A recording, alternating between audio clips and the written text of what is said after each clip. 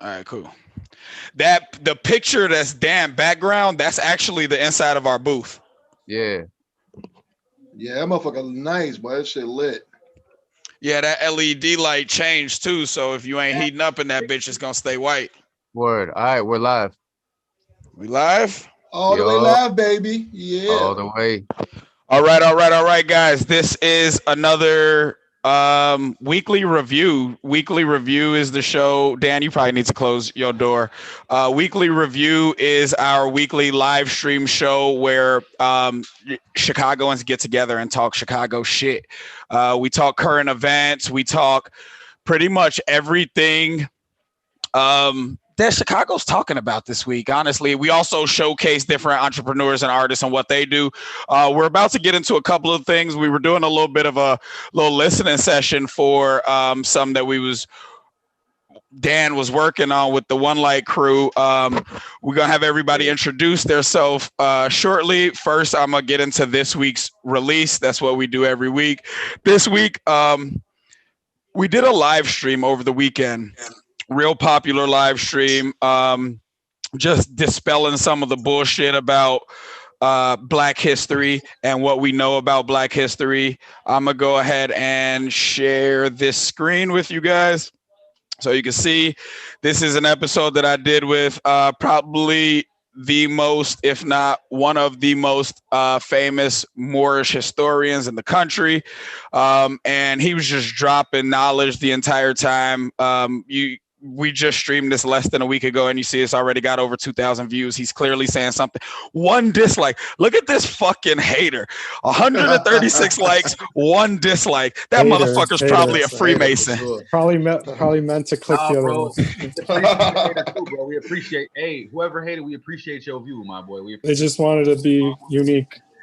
It's probably some Freemason that I got in my friends list that always hears me bombing on fucking Freemasons, which I won't stop doing.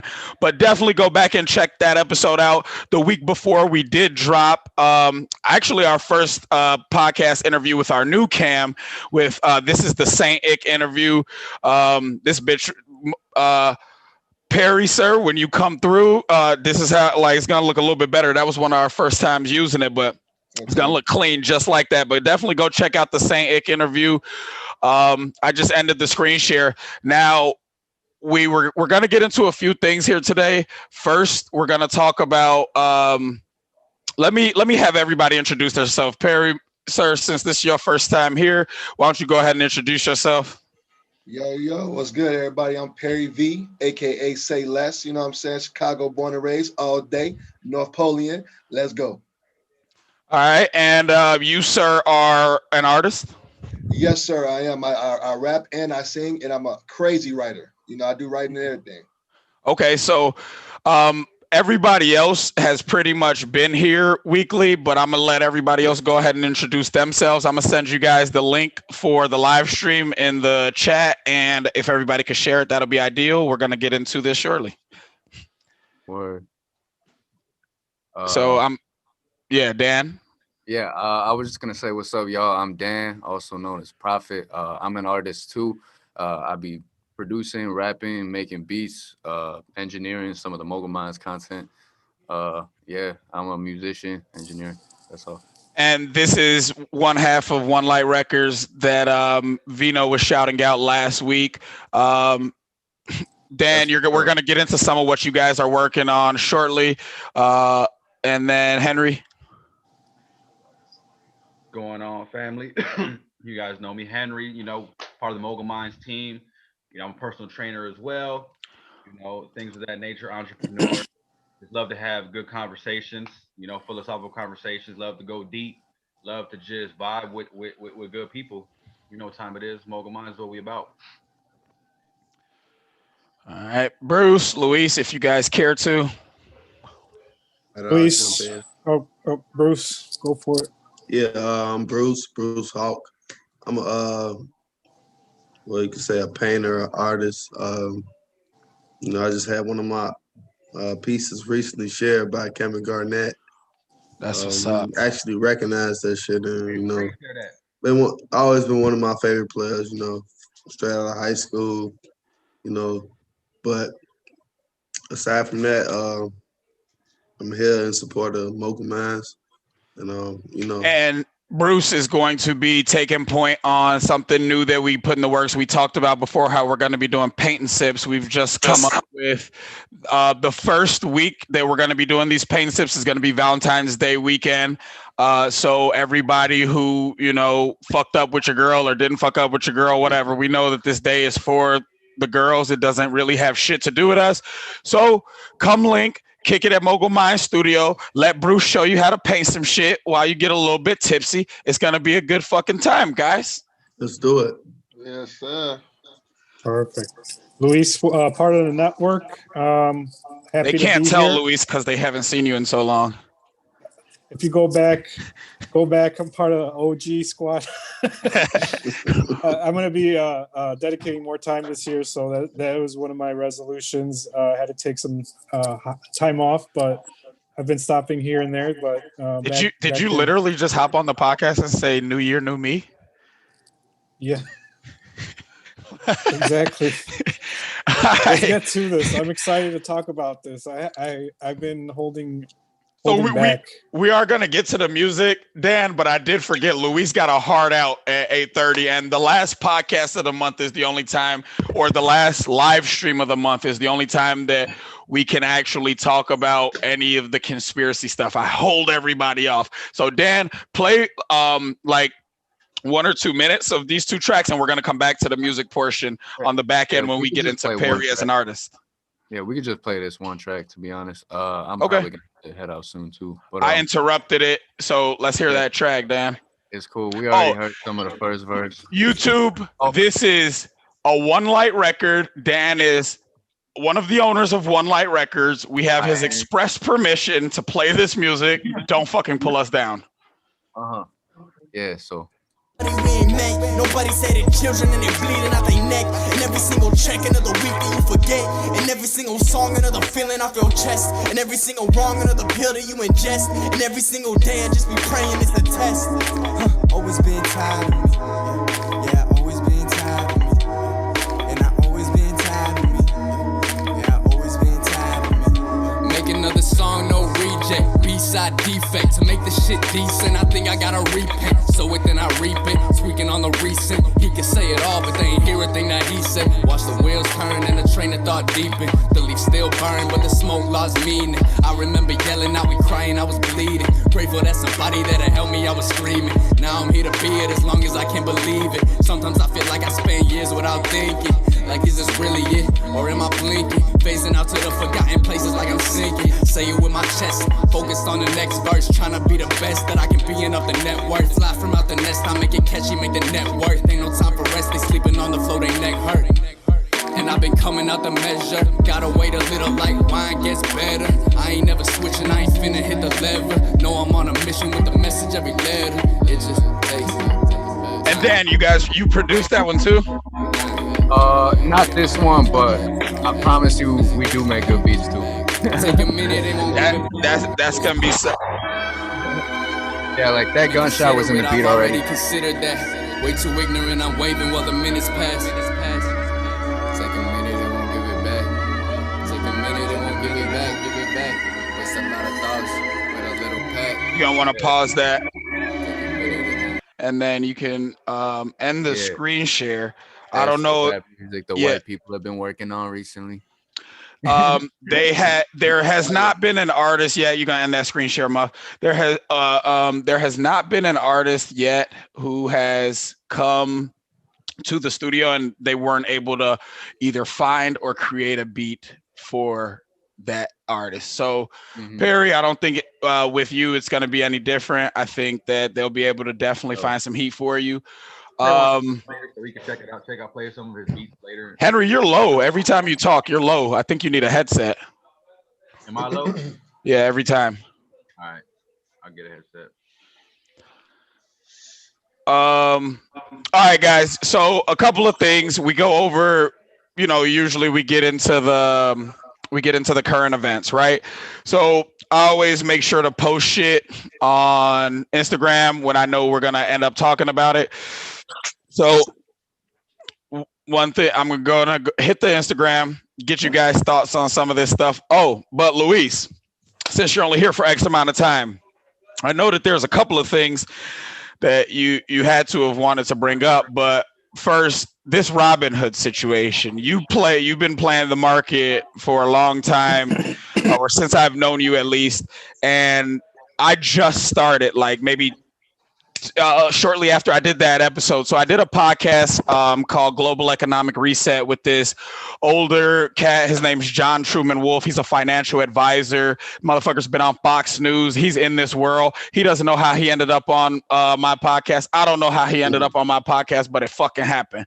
And back then he told me lithium is the new oil. So find lithium companies, and lithium companies is what's going to take off.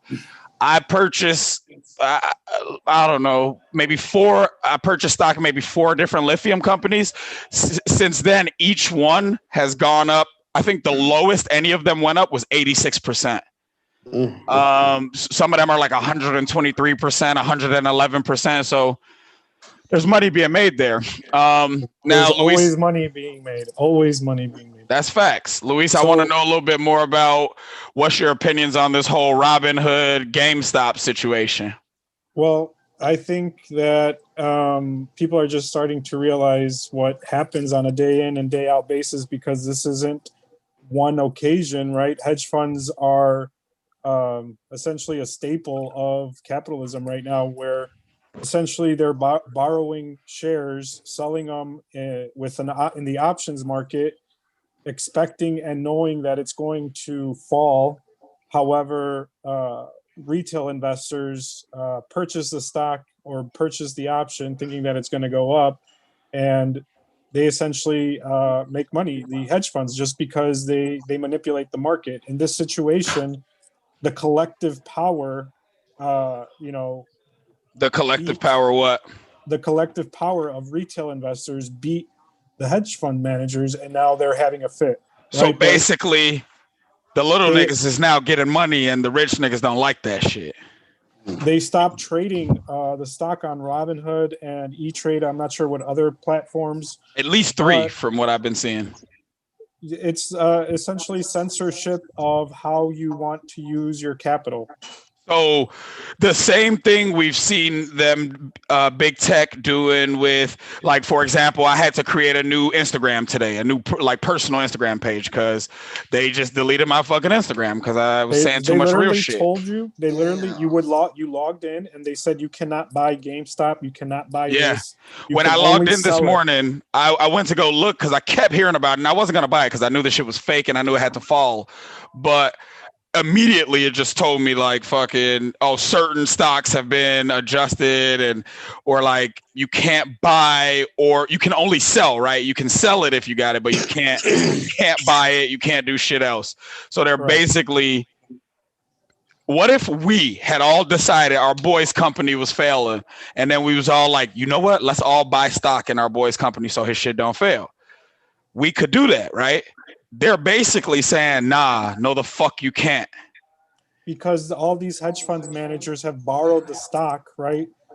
You have to think about it, how much money they are losing on an exponential level. Each contract is for 100 shares. If they're borrowing the stock and selling a contract saying that it's going to be at $4 and now GameStop is at 300, 200, right? You know how much money they have lost? Yeah, but fuck them. Right now it's estimated at 16 million or 16 billion actually. What's estimated at 16 billion? The loss of all the hedge funds, it's estimated on just GameStop alone, it's 16 billion. Shit.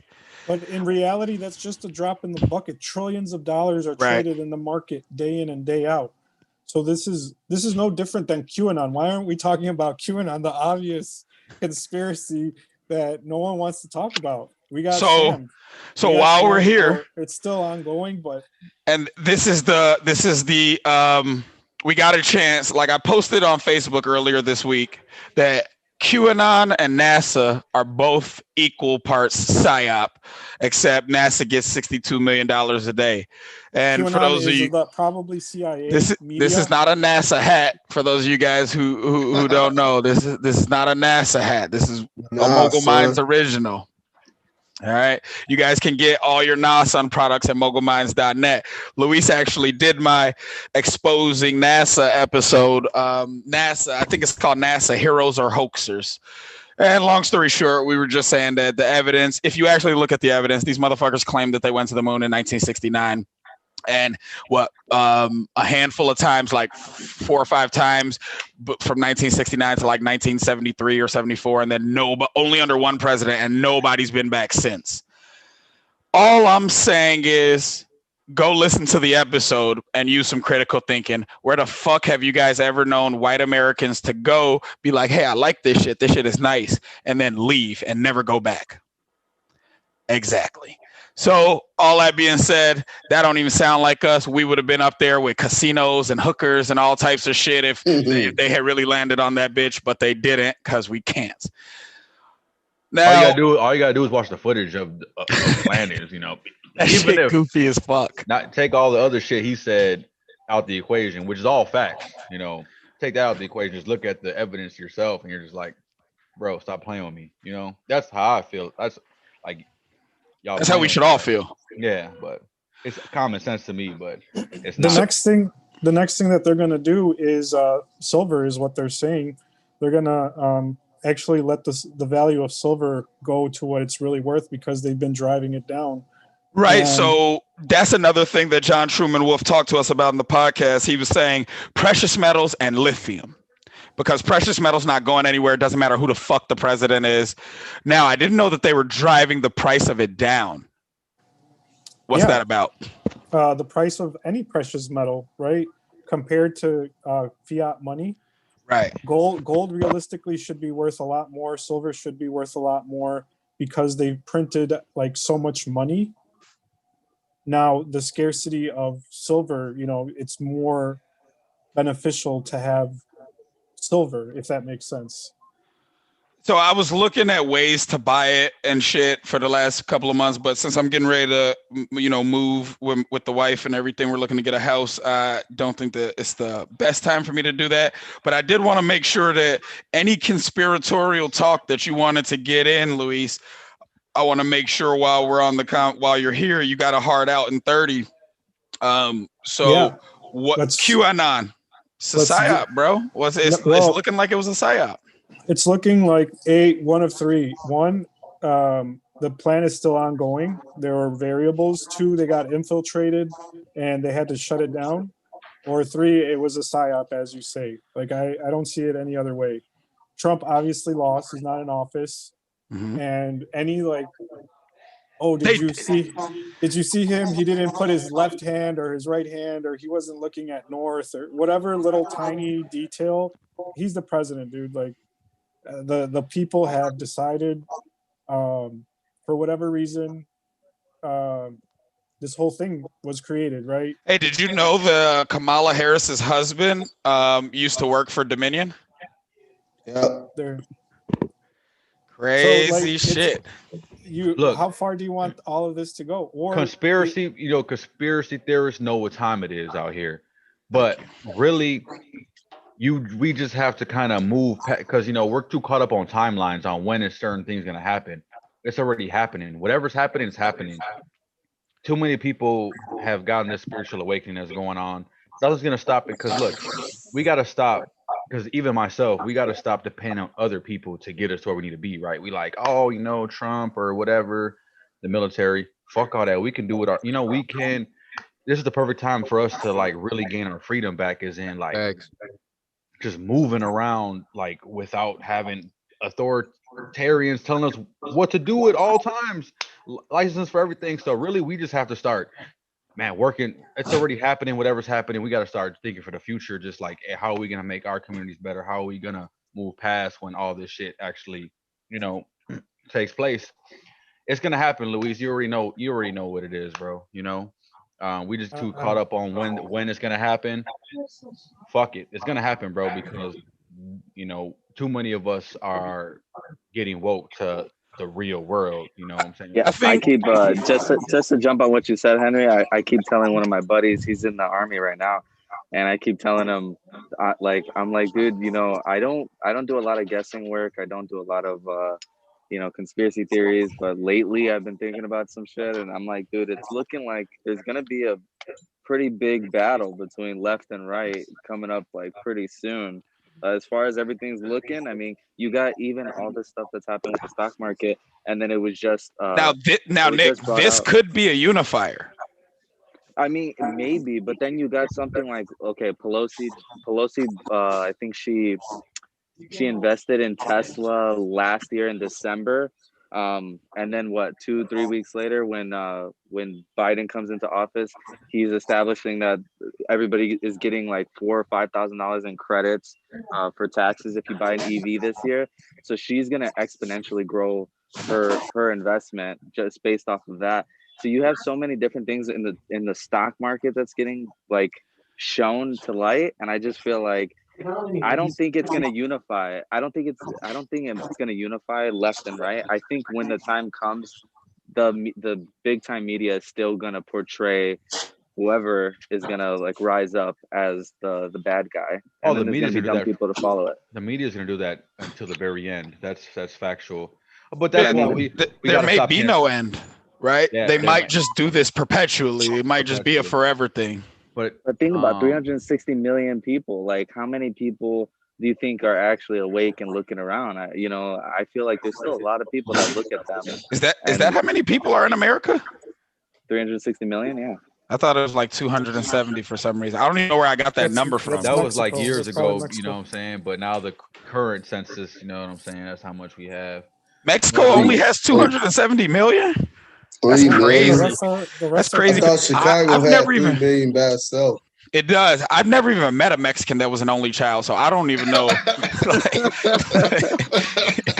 That's facts. But they be having all that farmland, bro. Motherfuckers be owning like hundreds of miles. All the rancheros and shit, right? Rancheros, yep. Yeah. They be, and you also got the elitists over there who own a lot of the land there too. You know what I'm saying? Mexico is a huge country if you look at it like it is. It's massive. That's why he would say 270 million. But I'm saying there's a lot of people own a lot of land, so they're not densely. There's a lot of low right. areas. Like everywhere else, they push everybody to these fucking cities and shit. Yeah, like Mexico City's got like 3 times. Like I think he's got more people than New York City. I think. Yeah. You know what I'm saying? Mexico City's got like 15 million people. So since this is the one that we leave open for conspiratorial shit, is there anything that, like, whether it be you, Perry, or Bruce, or Dan, is there anything conspiratorial that you guys are interested in that you have not discussed and would like to discuss with a bunch of fucking conspiracy theorists? Me? Does that include me? Yeah, that includes you, but I want to hear from them first because they're the guest here. You're like fucking this one Mexican dude that be at the studio. Man, I ain't gonna lie, man. Y'all putting me in the door on a lot of shit. Like, I ain't oblivious to it, but like I really don't be looking. Don't pay attention to it. Yeah, man. I be trying to mind my business. Maybe he business should comment on like the wild things. That also, he might like a music conspiracy theory then, real quick. Oh, big facts, big facts. All right, well, I got a quick one for you. Let me pull this up real quick. So in our podcast the other day with Asir the Duke of Tears, one of the many things that he talked about was Skinwalkers. He talked about a lot of shit. You should definitely go check that out. And so whether people want to believe it or not, there's all types of advanced technology that we don't know shit about. Now, people speculate as to the different types of advanced technology. When I say advanced technology, I even mean them UFOs. Everybody believes in aliens now. 15 years ago, motherfuckers will tell you to take off your fucking tinfoil hat for talking about that shit. Everybody believes in it now. This is how you know that they're controlling the thought process on it. So that tech is theirs. They come from black budget programs, our tax dollars. They're using our tax dollars to make UFOs and convincing us that it's aliens and shit. And it ain't no fucking aliens. It's them. It's these fucking assholes doing black budget programs. Now, outside of that tech, that's not even what Skinwalkers is about. It is believed that it is believed that they have the technology to put you in a skin suit, Perry, to put you in a skin suit and make you into another person, right? And it's not how we think it is. Look at it. Look at a bullshit version of it today. Can I say something? Yeah, what's going on? Look at Hopspin. From last week's episode, I've been looking at that same shit. So Have you ever seen this movie called Devil's Double? Yeah. Body double. Right. With Saddam Hussein. It's about Saddam Hussein's son, and it was about his body Uday. double. Right. And then also, if you can look on YouTube, you can see Dick Gregory talking about that's a body double of Donald Trump. Yeah, they all have them. These rich elites have them. So it's nothing new. It's nothing new. Right. So when it comes to celebrities, what the theory here, Perry, is you know how sometimes a celebrity will be super high up, but then they'll do some tweak shit and they got to take a hiatus for a year or two? Or the industry can't push this motherfucker no more because we ain't buying. But the motherfucker's still talented. We just ain't buying. So the theory is that they basically put these motherfuckers in skin suits and shit to be these other people. So here's a quick little video of Hobson. Are you familiar with the rapper Hobson? Yes, sir. Yes, sir. I'm gonna just show you this video.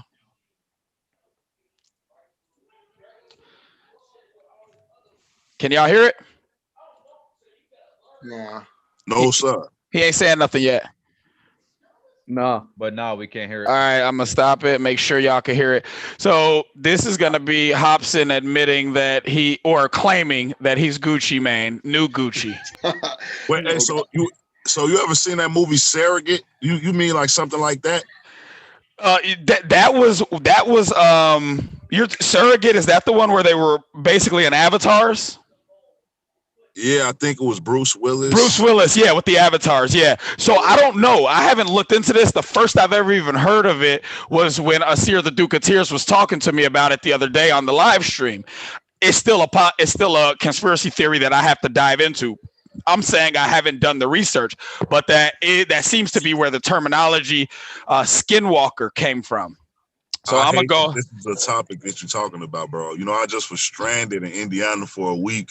You know, when you go out from Indiana to Chicago, when you go deep Indiana, you change time zone. So every time, you go to Eastern, right? Yeah, I'm like, damn, I hit the vortex. You know what I'm saying? And I went out there, I got stuck for like 4 or 5 days, and I came back. My mom's like, "You're not even you. They cloned you and sent you back." So like now I'm fucking tripping out. They got these kids out here like. I hope I'm not a clone, bro. Yeah, because I listened to B.O.B. when a bunch of his followers was asking him if he was a clone. He was like, shit, how would I know? All right, but I'm going to minimize this. I'm going to show you guys this little clip real quick. It started 1-5 when that came out.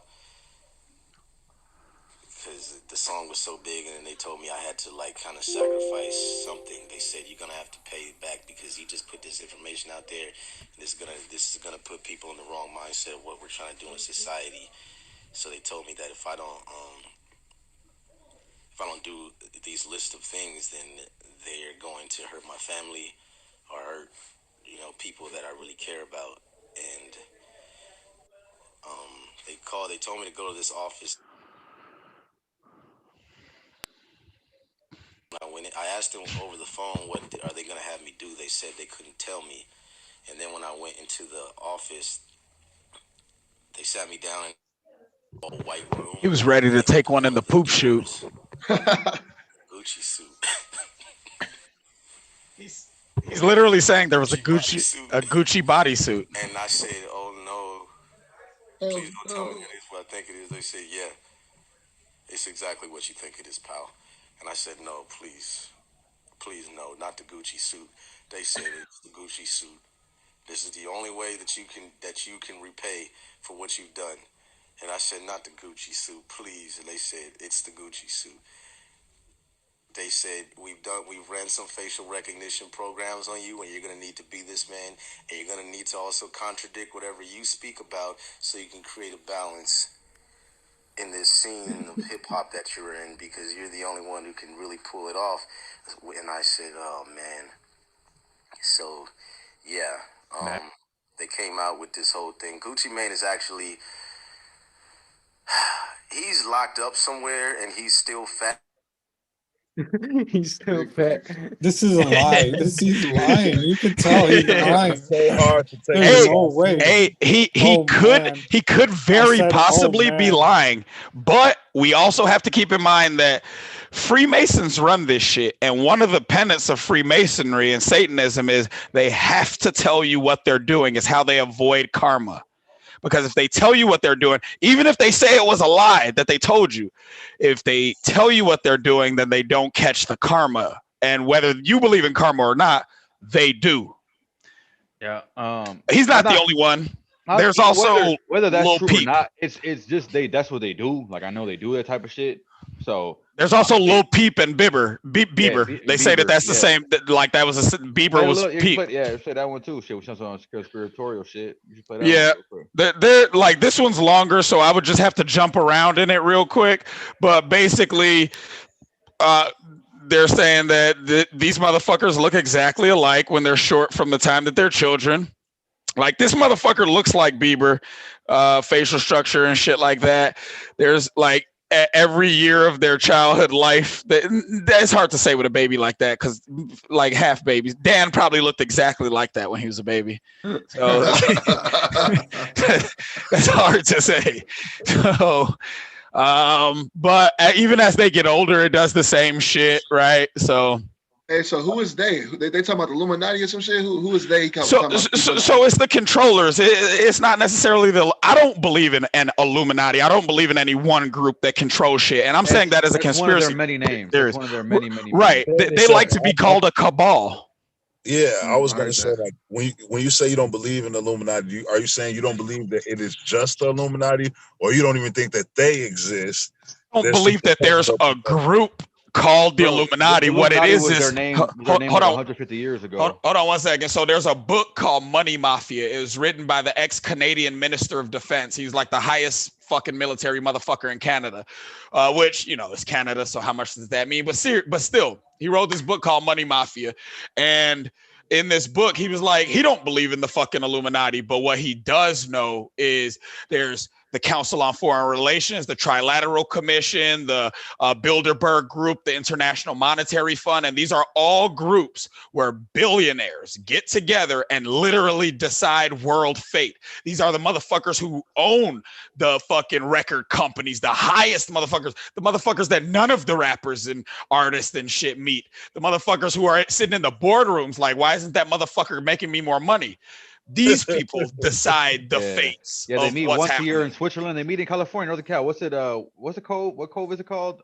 Where Alex Jones snuck in that one. Bohemian Grove.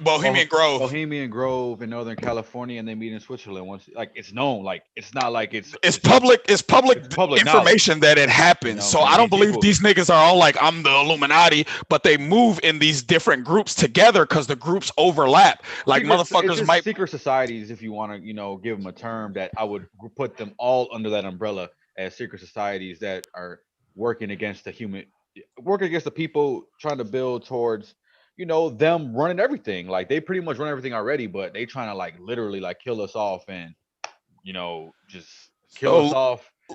Lil Peep at some point. They want to depopulate. Like there's literally video. I could show you guys video, and I don't know why people ignore it. I could show you guys video of.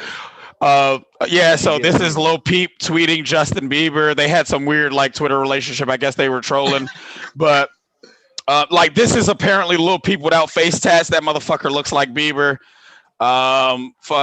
This is.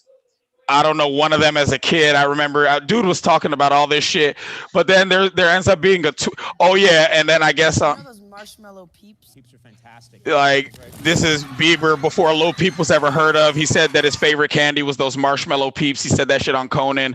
And then there's a tweet from Lil Peep saying that he's Justin Bieber. Like there's a tweet where he tweeted out, "I'm Justin Bieber." So I don't know what to make of any of that shit. It's not like we would ever get the truth about it. It's easy for all of us to be like, hell no, obviously these motherfuckers are just trolling. But at the end of the day, none of us really know shit about what billionaires do with their fucking money. Because if I was a billionaire, I would get into some weird shit. I'm telling y'all, I would get into some weird shit. And it wouldn't be nothing that harms other people or children or no shit like that. But I don't know. I got dreams of what I would do with billions of dollars. Big pharma is $1 trillion industry. These people run the banking system that runs the world. They got a lot of money. They can do a lot of shit with it. There's a lot of technology out there that they can play with, So, I mean. Right. You know, it's logical just to, you know, that shit. I'm So not, but I don't know about those two either, because that, you know, people are just there's so many misdirects right now, so much right, propaganda, so much just distractions that people are it's just hard coming to out say and doing what's whatever. true and So what's I not. don't even be paying attention to like the media right now, so I didn't even know about them doing that shit. But I believe they be doing shit like that, so I wouldn't doubt that that's what was going on. But I don't really give no fuck. So you guys seen this shit? So we talked briefly about the carjackings. We talked briefly about the carjackings last week, right? And Perry, you were not in on that. But we from what information we got, both Bruce and Darrell here was basically telling us that these is all most of these carjackings are all for what the drills, as you guys called them, right, or as they're called in the streets, right? So we see this week they're saying. So what's weird about this is ABC7. Clearly, this is ABC7. I didn't make this fucking shit up. ABC7 reported it as an off-duty cop was attacked, and like her, I could have sworn when I read down into the article, it said her gun and firearm were taken or some shit like that, and that's a little bit weird to me, just because when I saw the news article reported, one of the news stations reported, and they didn't say shit about her being a cop or that her badge and gun were taken. So I don't know if that's a way for them to like save embarrassment, or if some shady shit's about to happen with her fucking badge and gun. And like I you know what I'm saying? I don't know what any of that shit is. Couldn't you get a freedom of request to get the report and see what was stolen? A FOIA request? Yeah. Can we do that on that type of situation? Yeah, it's a public. You know, the officer was had that situation happen off duty. Yeah, Possibly, who but knows? yeah, I don't know exactly how, you know, doing the FOIA request actually works. Was she So on or off duty? Because if she was on duty, it should have been on camera.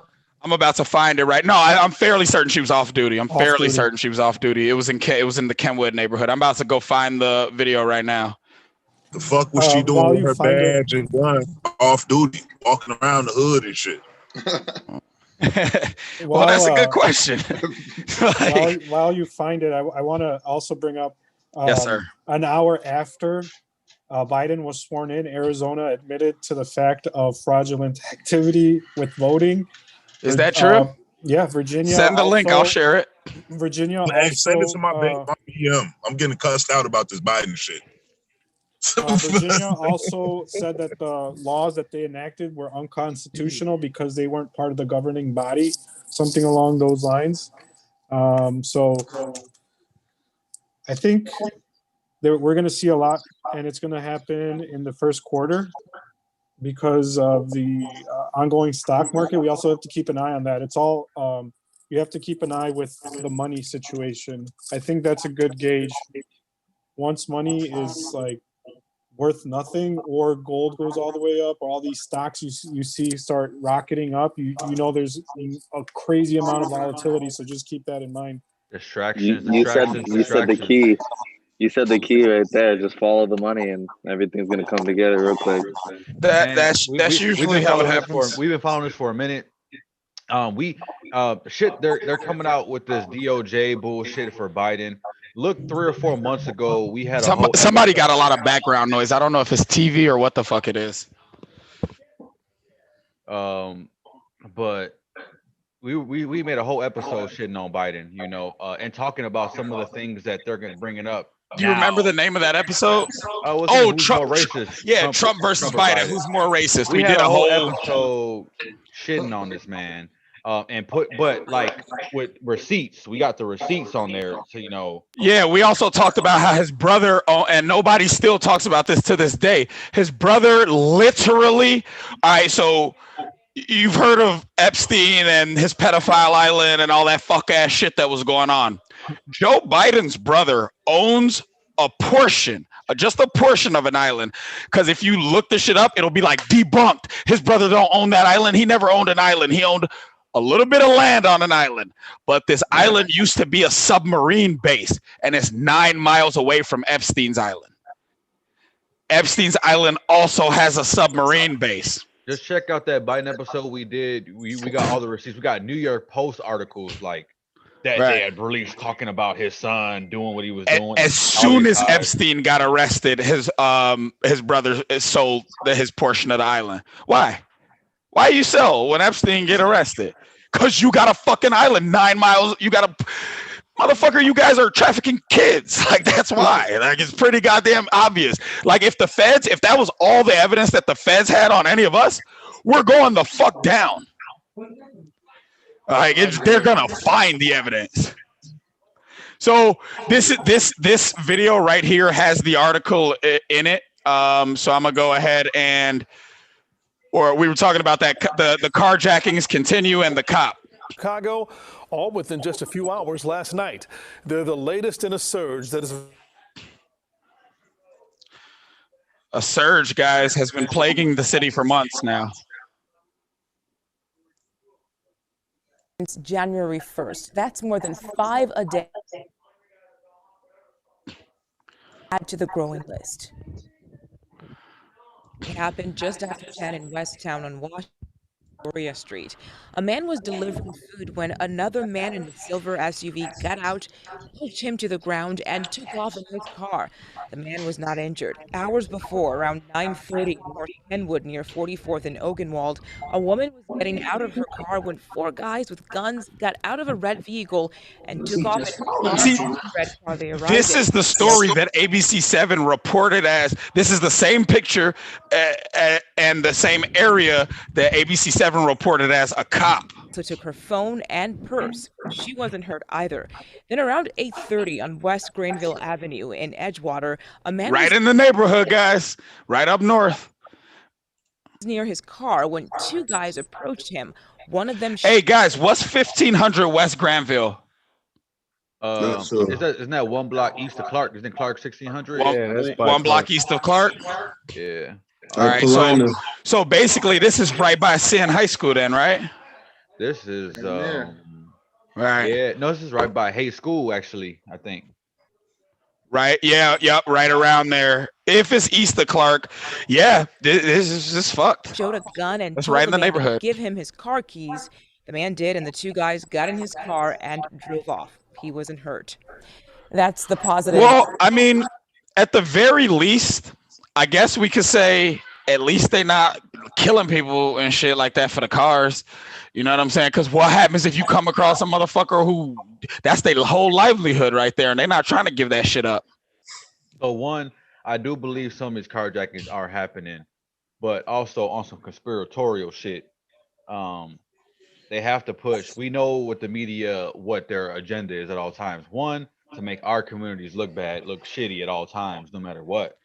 And then 2, also to plug the media cycle with fear and bullshit to distract us from what's really happening on in the world. So not saying that not all those carjackings are happening, but it's like, you know, they're just gonna report. They're gonna draw on our fear all day long, bro. That's what they on right now. That's what these media demons are on right now. They just trying to pump fear in us. You know, COVID, carjackings, COVID, carjackings. Oh, speaking of COVID, it's 2 masks now, guys. They want they're literally saying this shit now.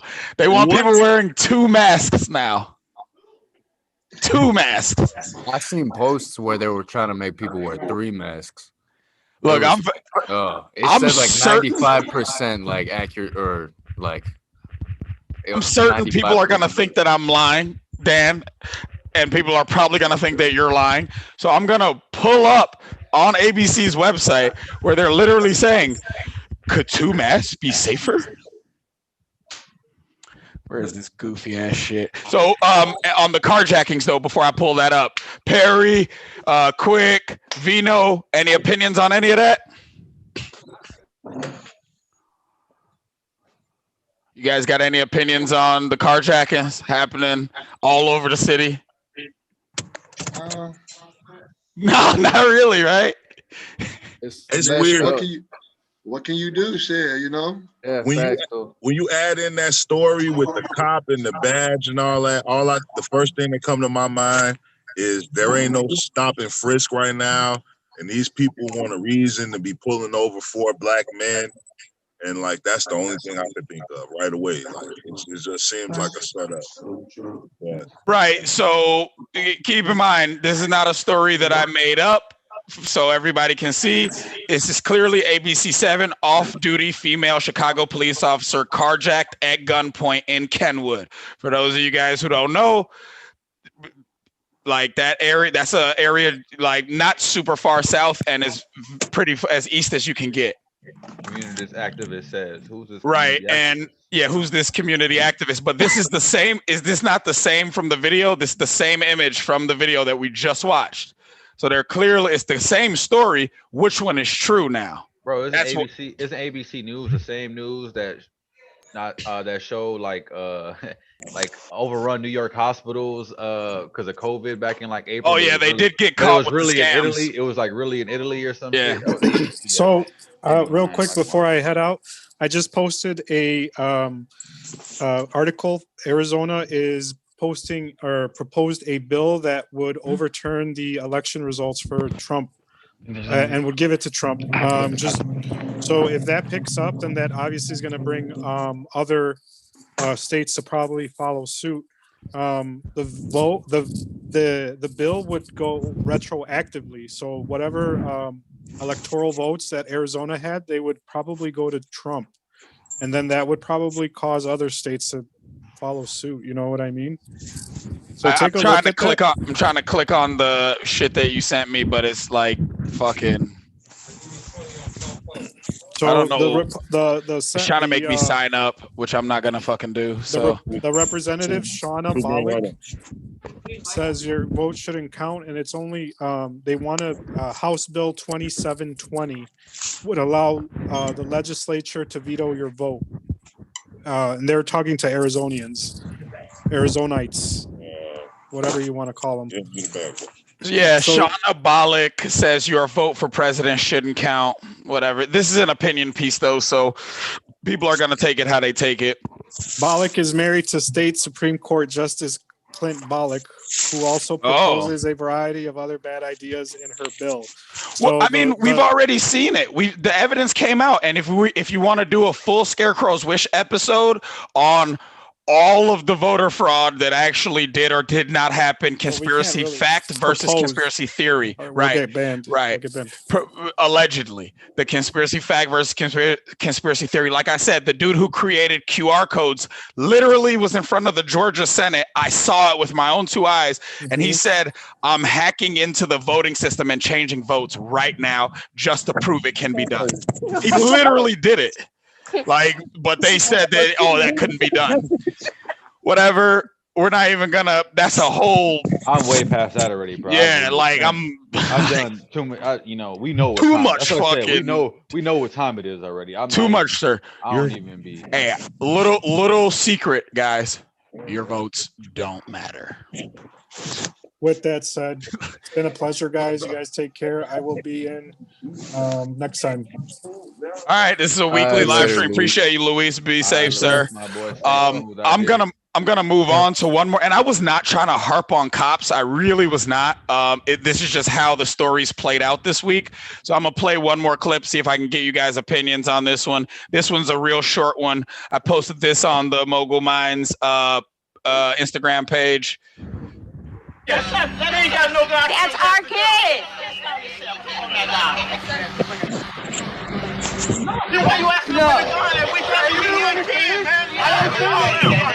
Unbelievable. Once we figure this out. Unbelievable. He's a kid. They're making him pee on himself and all of that. He's scared.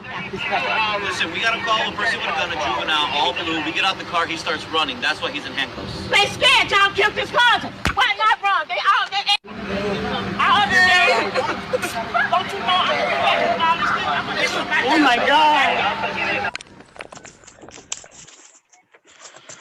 So, and then they wonder why, we all people, inner city people, be having all this PTSD, and is anger towards the police. You know, it's just, I mean, they do that shit at a 10, young age. 10-year-old boy in Despicable, bro. handcuffs, pissing There's on not, himself, there's nothing and else he to didn't say, do but shit. just despicable. You know what I'm saying? That's the only thing I can say, really. That's the only thing I can say.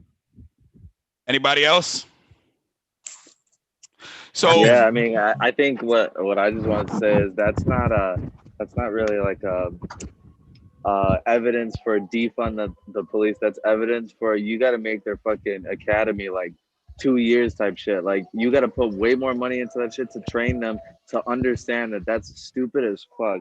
The kid says that he wants to use the bathroom, let alone, I mean, any of this shit. Like a lot of this shit it comes down to the type of training that they go through is just so fucking inefficient. Well, Nick, you're also missing the So- fact that they did something that was illegal. They unlawfully detained a minor. So I said this a couple weeks ago. Oh, that's like, you know, so I'm moving past all this, man, because we see the system is not gonna work, bro.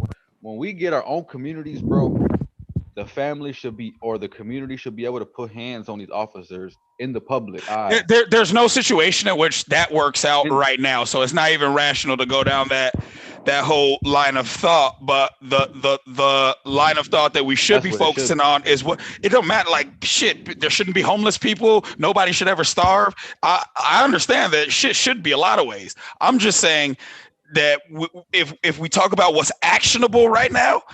In the caption of that video, what I said was, so this is wrong and it speaks to the criminalization of lower economic communities. We should all have an issue with this.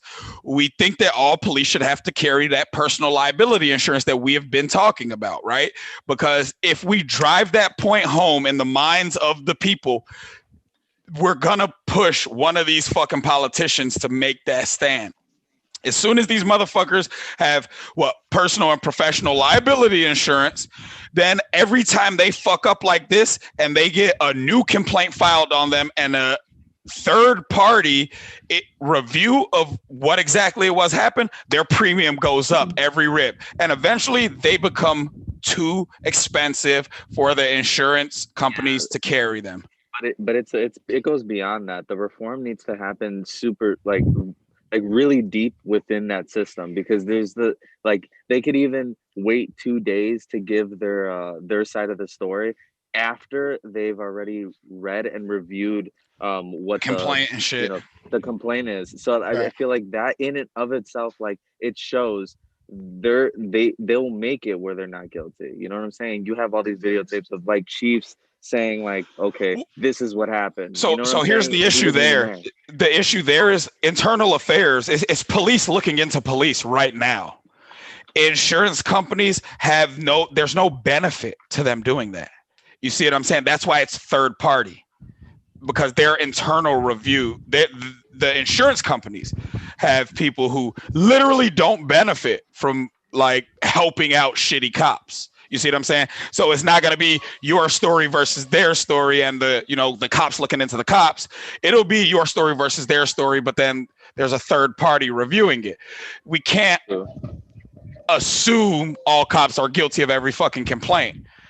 But over 90, I think when we did the episode, Excuse Me Officer, go back and check that out with Channing. Shout out Channing. I think he said 92% of all police complaints go unacknowledged for lack of evidence. I think really it just don't make sense, like, because or incompletion. Most people don't want to go with the back and forth. Like they'll start the complaint, but if you got a 2-3 year complaint going on for police slapping you up, and the first day you complain, they came and slapped you up that day again. You know what I'm saying? That's You're what not they going to on, keep bro. going to court and thinking you're safe. You know what I'm saying? Like you're going to just leave it alone. I mean, at the very least, these cops should, like, it's on camera. Like, it shouldn't even be debatable in society that they should have their jobs still after this. Wait, let me just add one thing to what Isaiah was saying as far as this new policy that he's talking about, because I've been talking to some people in some pretty high places, and I'm going to advocate for this really hard. But the thing about the liability insurance, it sounds like something so small, but big things happen on a small level like this. The liability insurance makes sure for a fact, like if it was in play right now, that cop that just killed that kid or abused that kid or whatever the situation just was that I just seen, no matter if he's found guilty in court, because he still has to go to court. Right. He's liable. Right. He's responsible for his actions as a police officer going against what his job is. His job is not to do what he just did. So starting with a policy that automatically makes them liable for what they do on the job instead of going to some random board who got to get passed down the commission and then maybe the mayor can say, instead of all that politics, hey man, you got your name called on this situation, you're bogus in the door.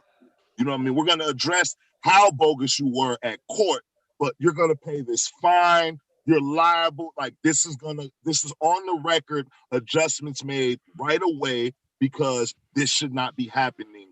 All right, so I have a question then. So with that liability, I understand that the police officer is liable, but at what point in time can you take it a step further and sue the department that he came from?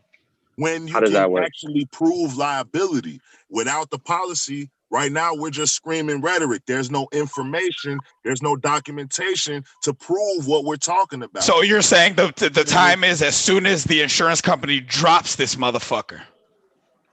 Yeah, I mean, if the insurance company's not going to keep them, that's your professional opinion. You don't need to wait for the fraternity of police and all these other people to can make a decision because the insurance company's going to get him fired first. Once he's fired beyond measure, oh man, you're too risky or whatever the reason that they're going to get him fired, you move further from that to say, man, all this stuff that you did that got you fired, you're going to be accountable for that. Now we're talking actual prison time for cops that break the law. And you have I'm kind of confused though, because like wouldn't the insurance be pushing for his innocence if he has he's the one who has the insurance? That goes against what they're in the business of making money.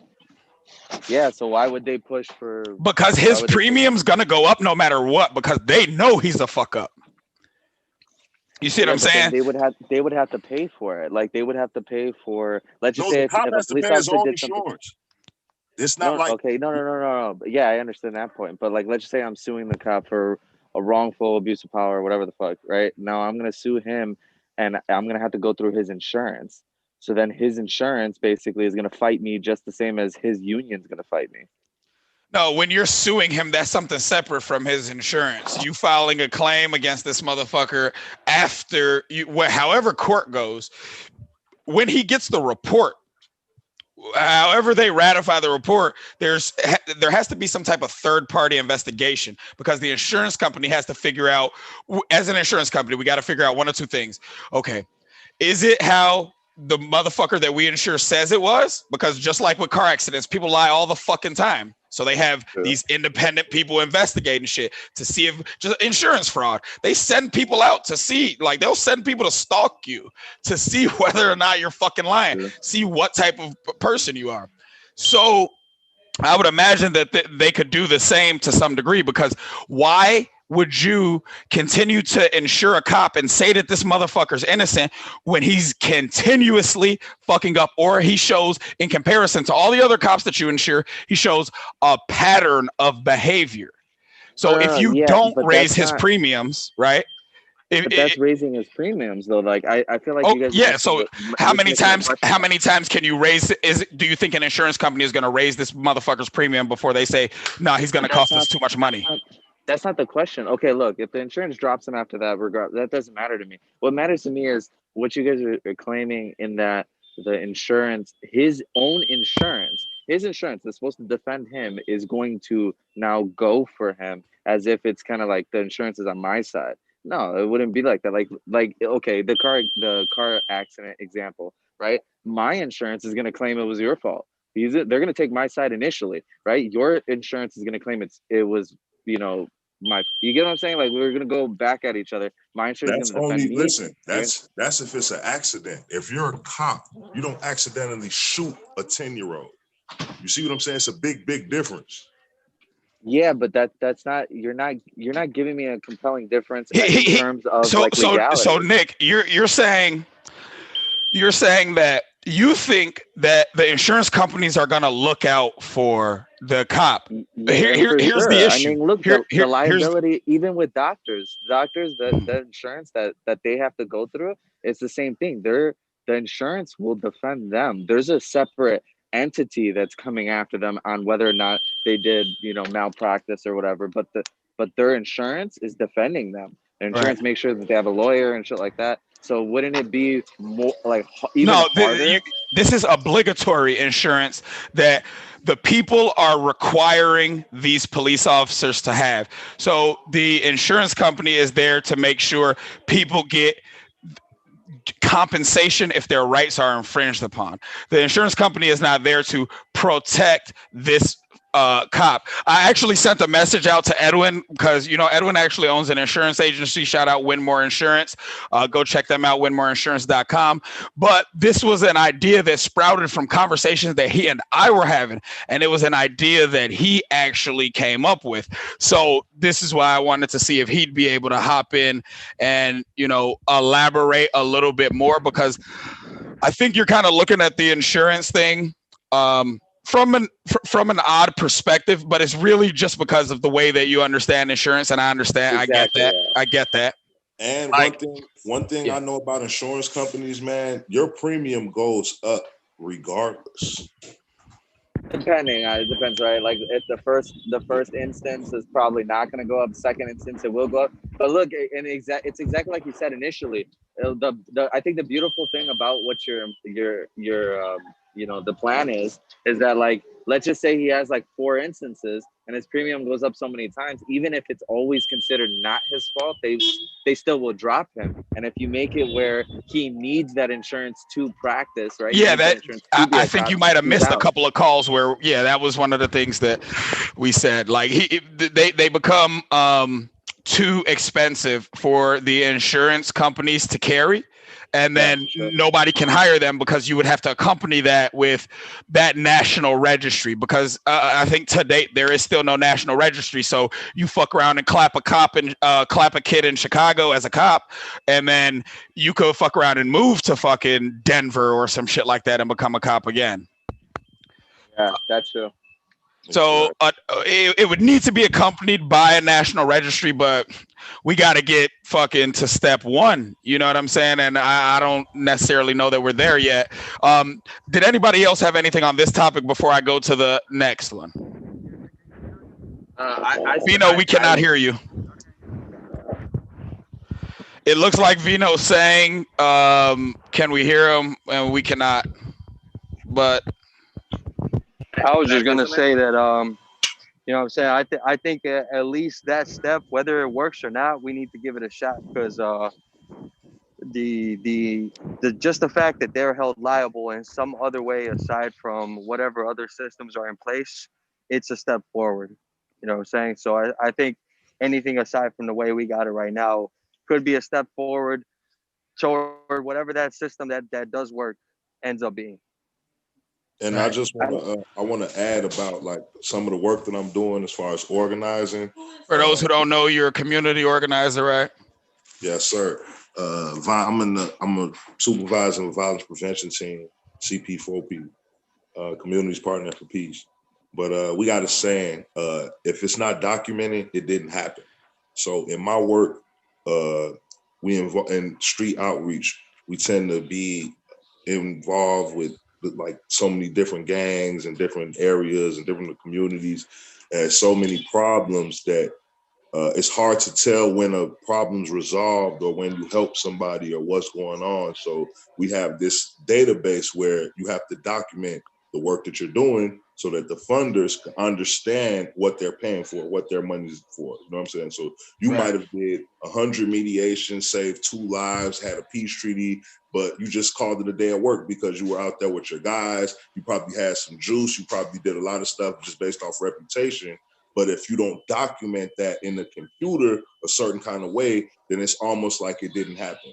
So you can lose your job for doing your job if you don't document it the right way. You know what I mean? So what I'm hearing with this policy is like, we're bringing that all, because right now we have a system where a cop could have 30 citations, 100 citations, and versus a cop that has none, and he's probably a more, credited officer with higher rank because of the, the stuff he's been through, why so many people got complaints on him. And there's really no documentation to separate that high rank officer with 30, 40 citations with this officer. Yo, I'll take that one. No, I'm sorry. I meant to be muted. I didn't want to cut you off. No. But yeah, this is like a way of documenting how to separate that officer with high rank with 100 citations versus a lower rank officer with no citations. Like, right, your badge is not going to be bigger than the bullet. You're going to this is a system where it starts to document what's going on, because there's no frame of reference to fire these cops. To have it, obviously they've been getting away with it in court, so the due process isn't working. It's a lot of different angles where I agree with you in terms of like it's not enough, but I also know as far as organizing that you have to start somewhere if you want to see change. You got to start somewhere. I agree with that. To me, in my personal opinion, then again, I don't know too much. So Nick, just so you know, Edwin is gonna hop in. I'm getting ready to send him the link right now so that he can hop in, so that we can ask an insurance professional exactly how this would pan out. But for some reason, why is it not giving me the fucking link? Hey, yo, Isaiah, bro. So I just want to. Yes, sir. Hey, look, my bad. Look, Juan's got to go to work tonight, bro. So I'm gonna have to cut out real soon, bro. Oh, we didn't even get. All right, so look, let's set up a time where we could get you in with Prophet to work on some music together. Hopefully, even this weekend, if that works. Hit me up right now, and I'm gonna give you his number so you guys can link and set up a session. All right, for sure. I'm gonna hit you through Facebook Messenger. Cool. First hour's on me. Bet them up. Hey, it was nice to meet all y'all, bro. Y'all going crazy. Y'all just blew my mind with a lot of stuff right now. So I most definitely want to hop in these sessions and get my knowledge up for sure. Well, take it easy. Definitely, man. Appreciate you stopping in, brother. You have a wonderful evening, bro. All right, brothers. Yeah, I'm about to pop out too. I have to go drop off some hoodies. All right. Hoodies. Hey, before you pop off, can I ask you something? So, like, I was trying to see explicitly your thoughts on the reform of like how they're trained. I feel like that's vital. I feel like beyond the insurance and all that stuff, I get what you guys are saying, and maybe that is like a huge. So what you're saying is it's because Dan's white, but white, not like Ide, because Ide is like Slavic white. Hey, don't discriminate my white, bro. Don't discriminate my white. Yeah, Nick is definitely discriminating against your white. Oh, did he think I was Edwin? Why didn't you find that though? Yeah, I don't know. Police probably need to spend more time like in the academy before like going out. I don't know. I don't really like police too much just from my personal experiences. But and you're Caucasian, that's saying something right there. Yeah, I mean, they've never really been like an ally or you're from Chicago, so you know from what I've seen. Like they've always been kind of like the bad guy or like the ops or whatever. Yeah, Northside cops don't discriminate exactly the same. They're hemming motherfuckers up. Like, it's not super easy on the north side to be like, well, they're black, so it's got to be them, because those black motherfuckers might clearly be anime nerds, and those fucking Hispanic dudes or Assyrians or whatever on the other side might be some hardcore thugs right there.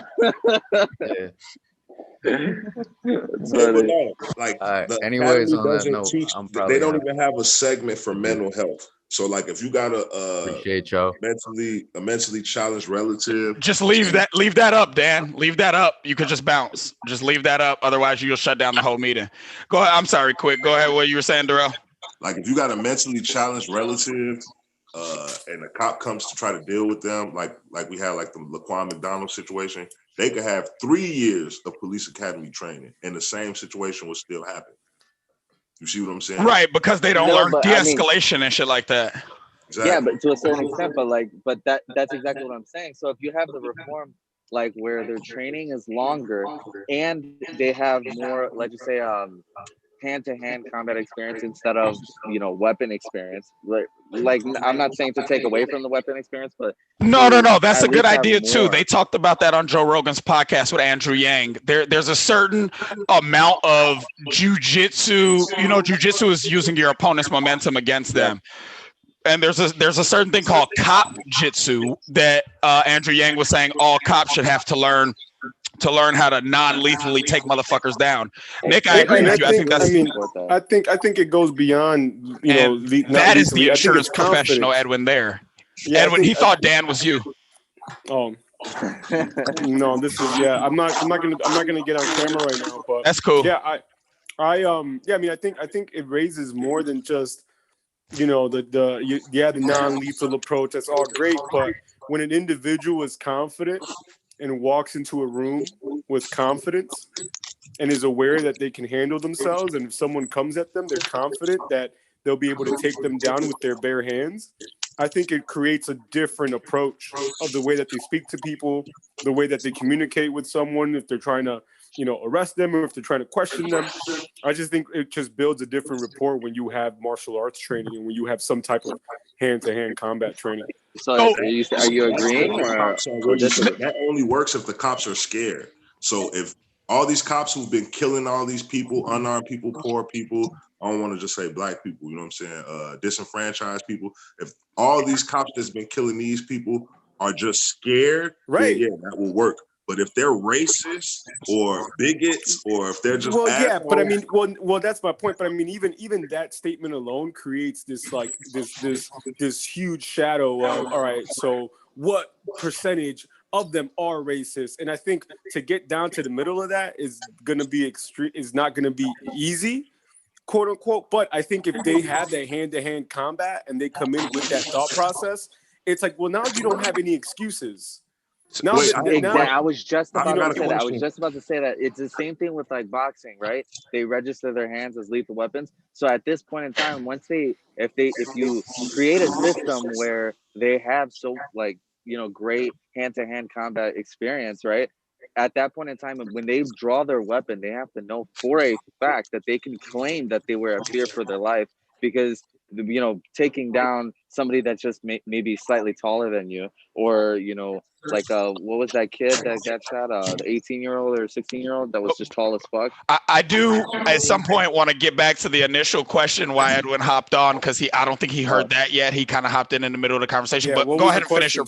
Yeah, because I don't know how much time he did have. So Nick, if you could ask your initial question about the insurance and how you don't really view it as so much of a solution based on what you know about insurance. So and essentially, like, I'm not saying that it's not a great solution or anything like that. All I'm saying is, how does it work exactly? Because I feel like insurance, if you have liability insurance, right, that insurance agency that's that's covering you, it will end up trying to protect you, because they're trying to protect their own money, because they're going to be the ones that have to pay out if you get found liable for whatever it is that you did. Is that how that works? Beauty. So yeah, right. So that's the beauty. So that's the beauty of incorporating an insurance agency or insurance company overall, because what that does is it creates a different level of accountability for the officer. So now you're going in there with a clean slate, let's say, right? And you're insurable because you have a clean slate. You went through all the training that's necessary, and so you're insurable. But now you do something, now you're not insurable. So now whatever municipality can't hire you because they're not willing to insure you. So instead of the city paying out of pocket, you have these insurance companies paying out of pocket. And once you incorporate other people paying, I think these companies will go within like their best interests of making money, and they'll say, listen, since we're not insuring these people, you can't hire them, so you need to find people that are qualified, and it changes the whole department system. So in a like analogy sort of way, is that they got one shot to fuck up, and then after that, the next fuck up, the insurance is going to dump them, which then in turn will fire them. Yeah, exactly, because you're uninsurable. You got to think about it. But that first time, though, that insurance SR22 insurance. It's like if you drive without insurance, they make you get SR22, which means that they report to the state. So I mean, you know, now it created, what that does is people have to have insurance, because they're like, I don't want to get caught without insurance. because I don't want to get SR22 and now have to report it to the No, state. that makes sense, Edwin, because people can possibly get kicked off of their force, let's say without the insurance thing. But there's all these cops that will go from state to state, city to city, like, okay, they kick off the force for being, being an asshole in their last Right. department. It doesn't matter where you go. You're They'll just up and uninsurable. move 3 hours away Right. and then get a sheriff's position or, get another cop position somewhere else and do it all over again. I've actually read different stories on cops that have been all over the place, just whooping ass all over the country, just being dicks. Right.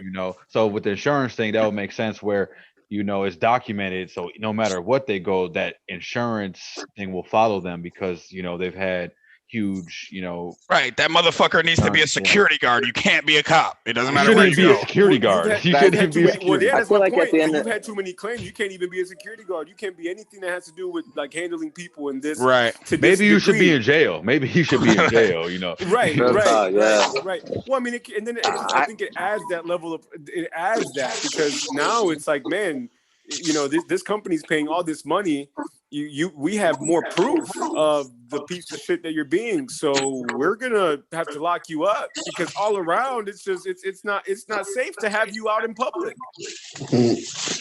Yeah, but I still feel like all in all, like in terms of like the two suggestions, which is the liability insurance and the academy reform and teaching them how to approach people, how to de-escalate situations, all that shit, and elongating that so that people don't fall through the cracks. I just feel like in terms of like how many problems the police department has, I still kind of, even with the information that you gave, I still kind of lean towards if you extend that academy, put more money into those academies and all that shit, I feel like it covers more Nick, of the gap. Nick, to be honest with you, I think that your answer defies logic. Here's why. You think so? Yeah, absolutely. Because essentially what you're saying is we have a problem. Let's throw money at it. It doesn't really work like that. Now, I do think that I don't think he's saying. We need to completely reshape. I think we need to completely reshape the entire system of policing that they do in the U.S. because policing isn't like this everywhere. Like in the UK, cops don't even have guns. Now, obviously, if people have guns in this country, then cops needs guns. Obviously. I think the most simplest reform would just be community, we starting from young, raising our own communities to become police officers of our own communities because they're less likely to. I agree. I think every police officer should have an engagement letter that they communicated with at least 20 people from the neighborhood for that month. I agree. And they had a conversation. So it's like it's integrating. I mean, I think it's integrating, like what Henry's saying, like integrating the neighborhood. And we need to do a better job in knowing what we're paying for overall, because ultimately there's people, right? There's taxes that are being paid. So if there's taxes that are being paid, we also have to be held accountable for where that money's going. And I think there's this sense of, we all have to have this sense of ownership in everything that's going on. Because I think the issue is that there's a lack of ownership. There's people think that, oh, well, it's okay, let's let the city take care of that. Or no, it's okay. Yeah, but that's us. That's our money. Right. So it's like, I think overall, the solution definitely isn't to throw money at it. But also, I do think that a solution is, incorporate more systems that can, increase their confidence. But at the same time, if you make them more weapons, that shit's dangerous too. So there has to be another level. There has to be another level of accountability, right? Where it's like, man, you're getting monitored, and it's not just the city paying these things out. It's not the tax dollars that are paying your incidents out. We got these insurance companies, and they don't want us to hire you. So there's not much we can do. Or the city needs to be like, everybody needs to come together. Like, look, we don't want you to hire these people. It has to be one or the other. And I think it really starts with us as individuals being more involved. Yeah. But I don't know which guy. Honestly, it's because I can't see you guys. I'm working at the same time as talking, so I can only hear you guys. But I don't know who was talking about. So that's Edwin. Edwin is the person who owns the insurance agency above the studio, Winmore Insurance. That's the one that we were shouting out earlier today. We were saying he's the insurance pro. That's who's just who's the big dude. I keep hearing him. Darrell, he could tell that you're big without even seeing you. For sure. him, just like directing towards him. Yeah, Darrell's a community activist. Yeah, and I I want to agree with the point where he said, you got to start somewhere, and it's the little things. And to me, and we all have differences of opinions, but I just feel like, in my personal opinion, taking away, giving them more confidence and giving them a better outlet and a better way to, let's just say, subdue a proposed criminal or whatever the fuck that they're gonna do, right? Doing that kind of takes away from them having to draw a lethal weapon. So I just feel like that's it covers so many different bases. And to me, my opinion is that would be a great first step. Nick, now, I agree. Nick, but don't forget that it doesn't stop them from beating the shit out of someone. Right. And I'm really trying to get an understanding, because we're not talking about all police. Right. I want to be clear. I want to put the liability insurance in place for all police, right? But it's not because of all police. Correct. This is specifically for the police who want to overdo their job, who disrespect the badge and oath. I don't believe that your training really does anything for cops who really want to do bullshit. Right. That's what I'm trying. You're talking about the intent of the individuals. Right. That's the next level. I mean, that's why it's difficult for me to say they only need more training. And I think there just needs to be another layer of accountability. Do I think that it helps? Absolutely. Because there are people that are scared, and that eliminates some fear. But when you have people that are just terrible people, I grew up in Chicago my whole life. I know people that became cops because they wanted to wreak havoc. It shouldn't have been fucking cops, right? Right. I've heard of people that do this. So it's I know that exists. So I mean, anybody can tell me otherwise, but I've seen it with my own eyes. So I don't care what anybody tells me. So it comes down to knowing that exists, knowing that there's people like that out there. What is being done to have them be accountable for their actions, right? Where I know that, the money that we all work hard for isn't going towards these lawsuits. Right. Yeah. And that's a huge issue, because every year we're paying out more and more in our taxpayer dollars that could be going to our children's schools to pay for police misconduct. Are not held responsible. I'm sorry, Izzy. But when we do pay all that money out, 9 times out of 10, the cop is not found guilty. So they still are on the force, causing us more money, more problems. They beat the criminal case and lose a civil case, which they would still be doing with the training. I don't see how how would I'm not trying to be an asshole, bro. You know what I'm saying? Because I agree that that's something that it's a method. I'm willing to try anything that'll work. But I'm curious to how would that affect an officer who's scared. Like I said, if he's scared for his life, that changes things drastically for him. But what does that do for the officer who's woke up this morning I don't like niggas. I don't like Mexicans. I don't like poor white trash. I grew up in the suburbs. I don't fuck with these city thugs. Right. Look. I'm gonna make it look like I had no other choice anyway. What does your look? I got you. We gonna whoop his ass and charge him with a resisting arrest. Because we're not talking about all the police. We're talking about a system that can go into place for all the police, but we're really trying to get at specific officers. I can't. I want to stress that anymore. But I feel if you look at both options, right? How are both options going to completely dismantle any racist thought or anything like? No, they won't, Nick. But hold on. Give me a second. So if both options aren't going to do that, right? Now with the liability one, he pretty much has what is that called? Like a get out of jail free card, but only one. Right after that, that's also the people. Hold on 1 second. The people also have a way to identify all of these bad actors now with that insurance. Whose premiums all went up this year? There should be a report. Who all premium went up this year? Oh shit! This motherfucker's premium went up twice this year. Twice. Taxpayer money. That's how workers. He's got to get up out of here. That's why they incorporated workers' compensation. Workers' compensation is managed by the state. So if you own a business and you don't have workers' comp for your employees, you could get fined $500 a day. So what that did is it created this regulation across every state, because each state has its own workers' comp laws. And the reason why they did that is because too many people were getting injured, like roofing contractors, trucking contractors, high-risk contractors were getting injured, and they were suing the companies, and the companies were filing for bankruptcy, and those lawsuits were going to the state or to the city, mainly to the state. So what happens is these people are getting compensated. So they came up, so they're like, yo, you need workers' comp by law. You know, you own a business, you need workers' comp by law. Why can't that be applied to people that are public servants? Right. I'm just moving past, trying to get out of here.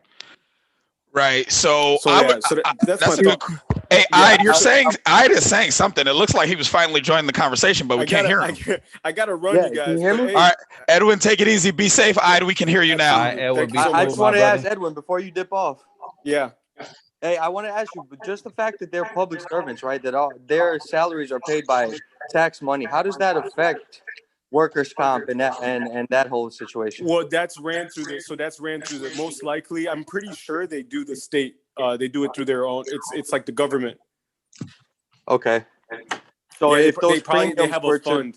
Yeah, I'm sure they have they probably have through their union funding. They probably have some type of workers' comp policy that's tailored. Oh, it's probably a part of their union dues. It's a different. Yeah, the way they handle their workers' comp is definitely. Actually, we have a cop in the building, but he chooses to stay off cam, so I'm gonna go ask him real quick. We actually got a cop in the a sheriff in the building right now. Yeah, to see how they handle. Yeah, because workers' comp is there. I mean, I'm sure they don't even know. I mean, I don't know. I don't even think that's a conversation that they have. But I'm pretty sure it's managed through the state. Cops get paid leave all the time. What you talking about? If they shot my black ass right now, they get paid leave. Paid leave, bro. Yeah. Oh yeah, paid leave. Yeah, paid leave. I mean, workers' comp is that's sad. That's something sad. Yeah, it is. I agree. Well, hey, gentlemen, it was a pleasure. I'm glad. I hope I provided some insight. We'll talk.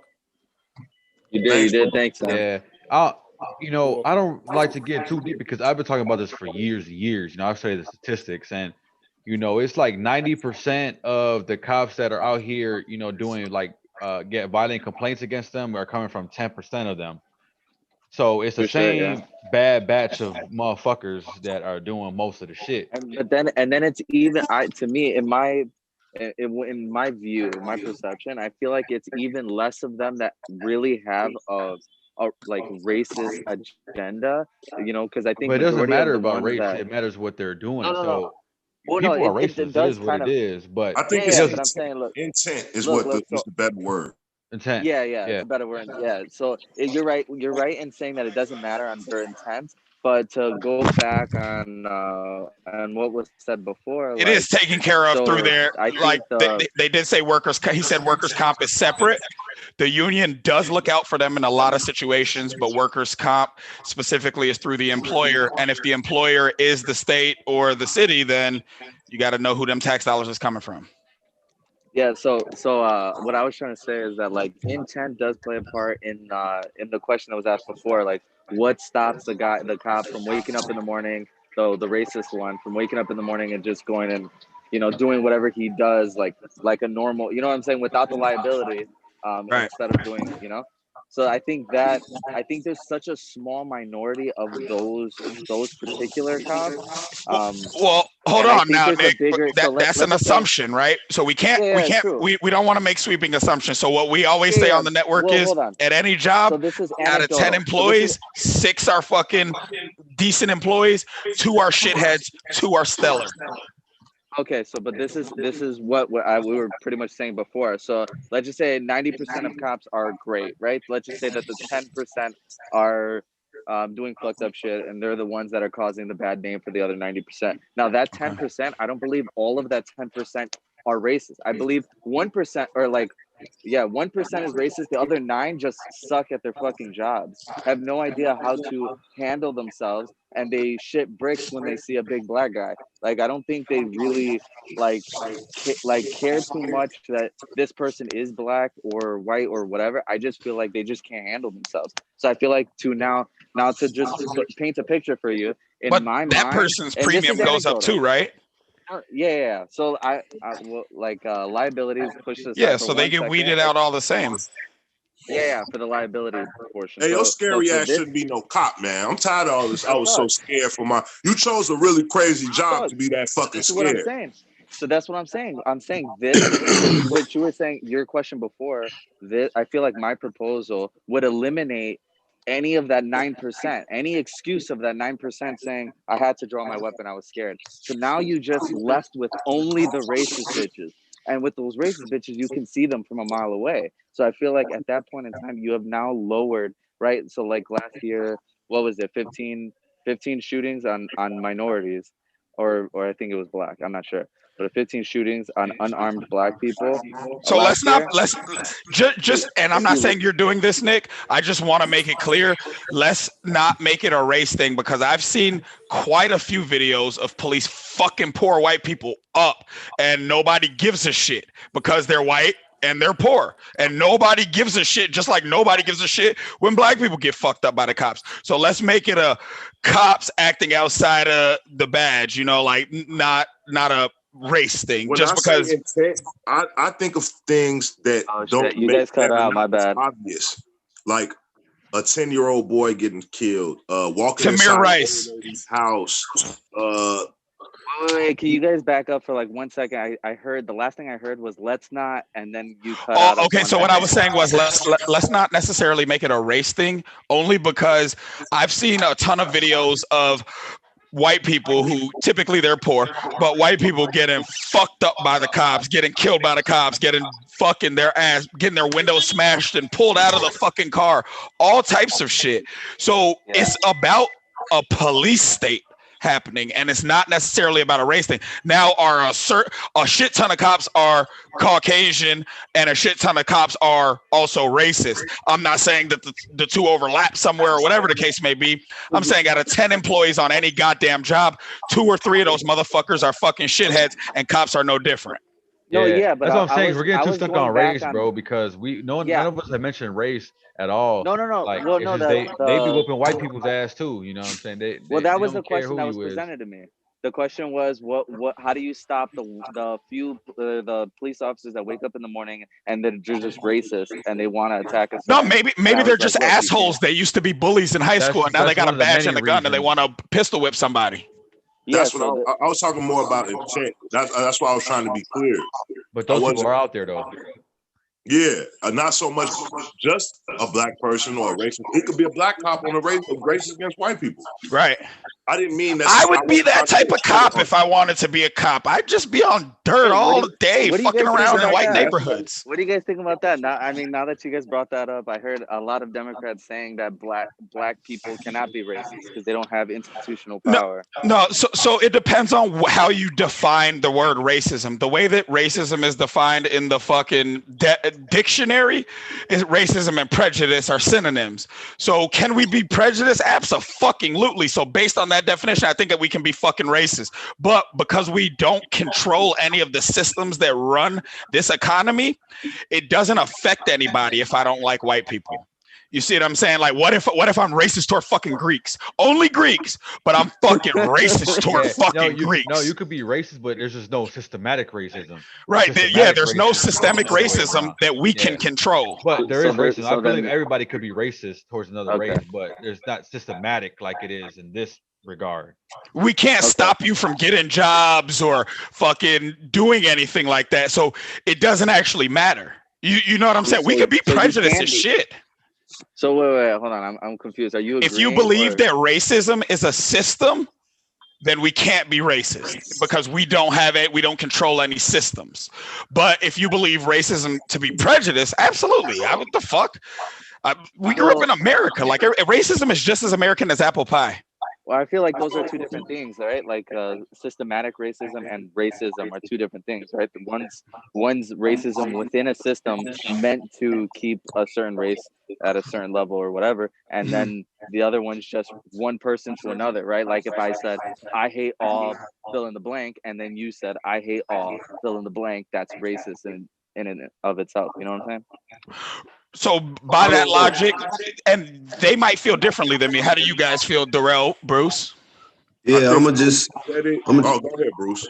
I'm gonna just say, just based off what he's talking about with systemic racism and racism, like, me personally, like face to face, I've never experienced racism just off the basic fact that I don't experience bullshit from my own race, let alone any other race. You know what I'm Yeah, saying? but you also kind of move with a little bit of a menacing presence. So it's like a understanding thing. You know, it's a people thing more than a race thing. You know what I'm saying? Like, I don't know. I've been in all situations with different kind of people, and I just feel like racism is a choice. You know, like it's a choice. People are not racist. It's a choice. I think just to get on the specifics of that prejudice aspect of things, like there is nothing like if you breaking down like what racism is a system versus like they were saying individual racism, like a person on a person. It's horrible for a person to be prejudiced to that magnitude, but I don't even think being that prejudice is considered racist because it does not do anything for a race of people. It as an unless I go out and kill a bunch of Polish people because I don't like Polish people. However much I don't like them does not affect them being Polish in no kind of way. Yeah, but I didn't think that I thought in the definition it says having hate for a specific race of people. I didn't think it said like, and being able to act upon that hate. You know what I'm saying? Well, if you draw the line right there, you understand that there's a big difference. What'd you say? If you do draw the line right there, you understand right away that there is a big difference, though. Yeah.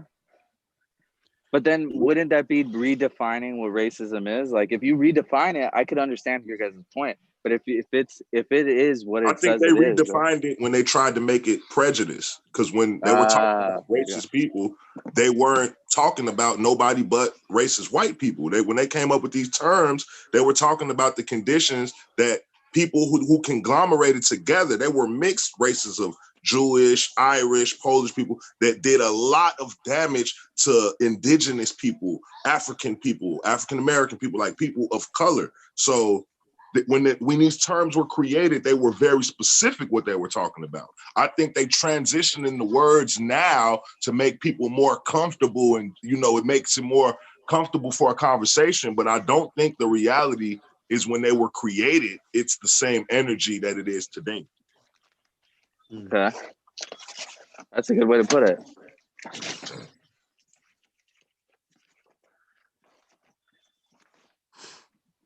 All right, cool. Drop the mic on that one.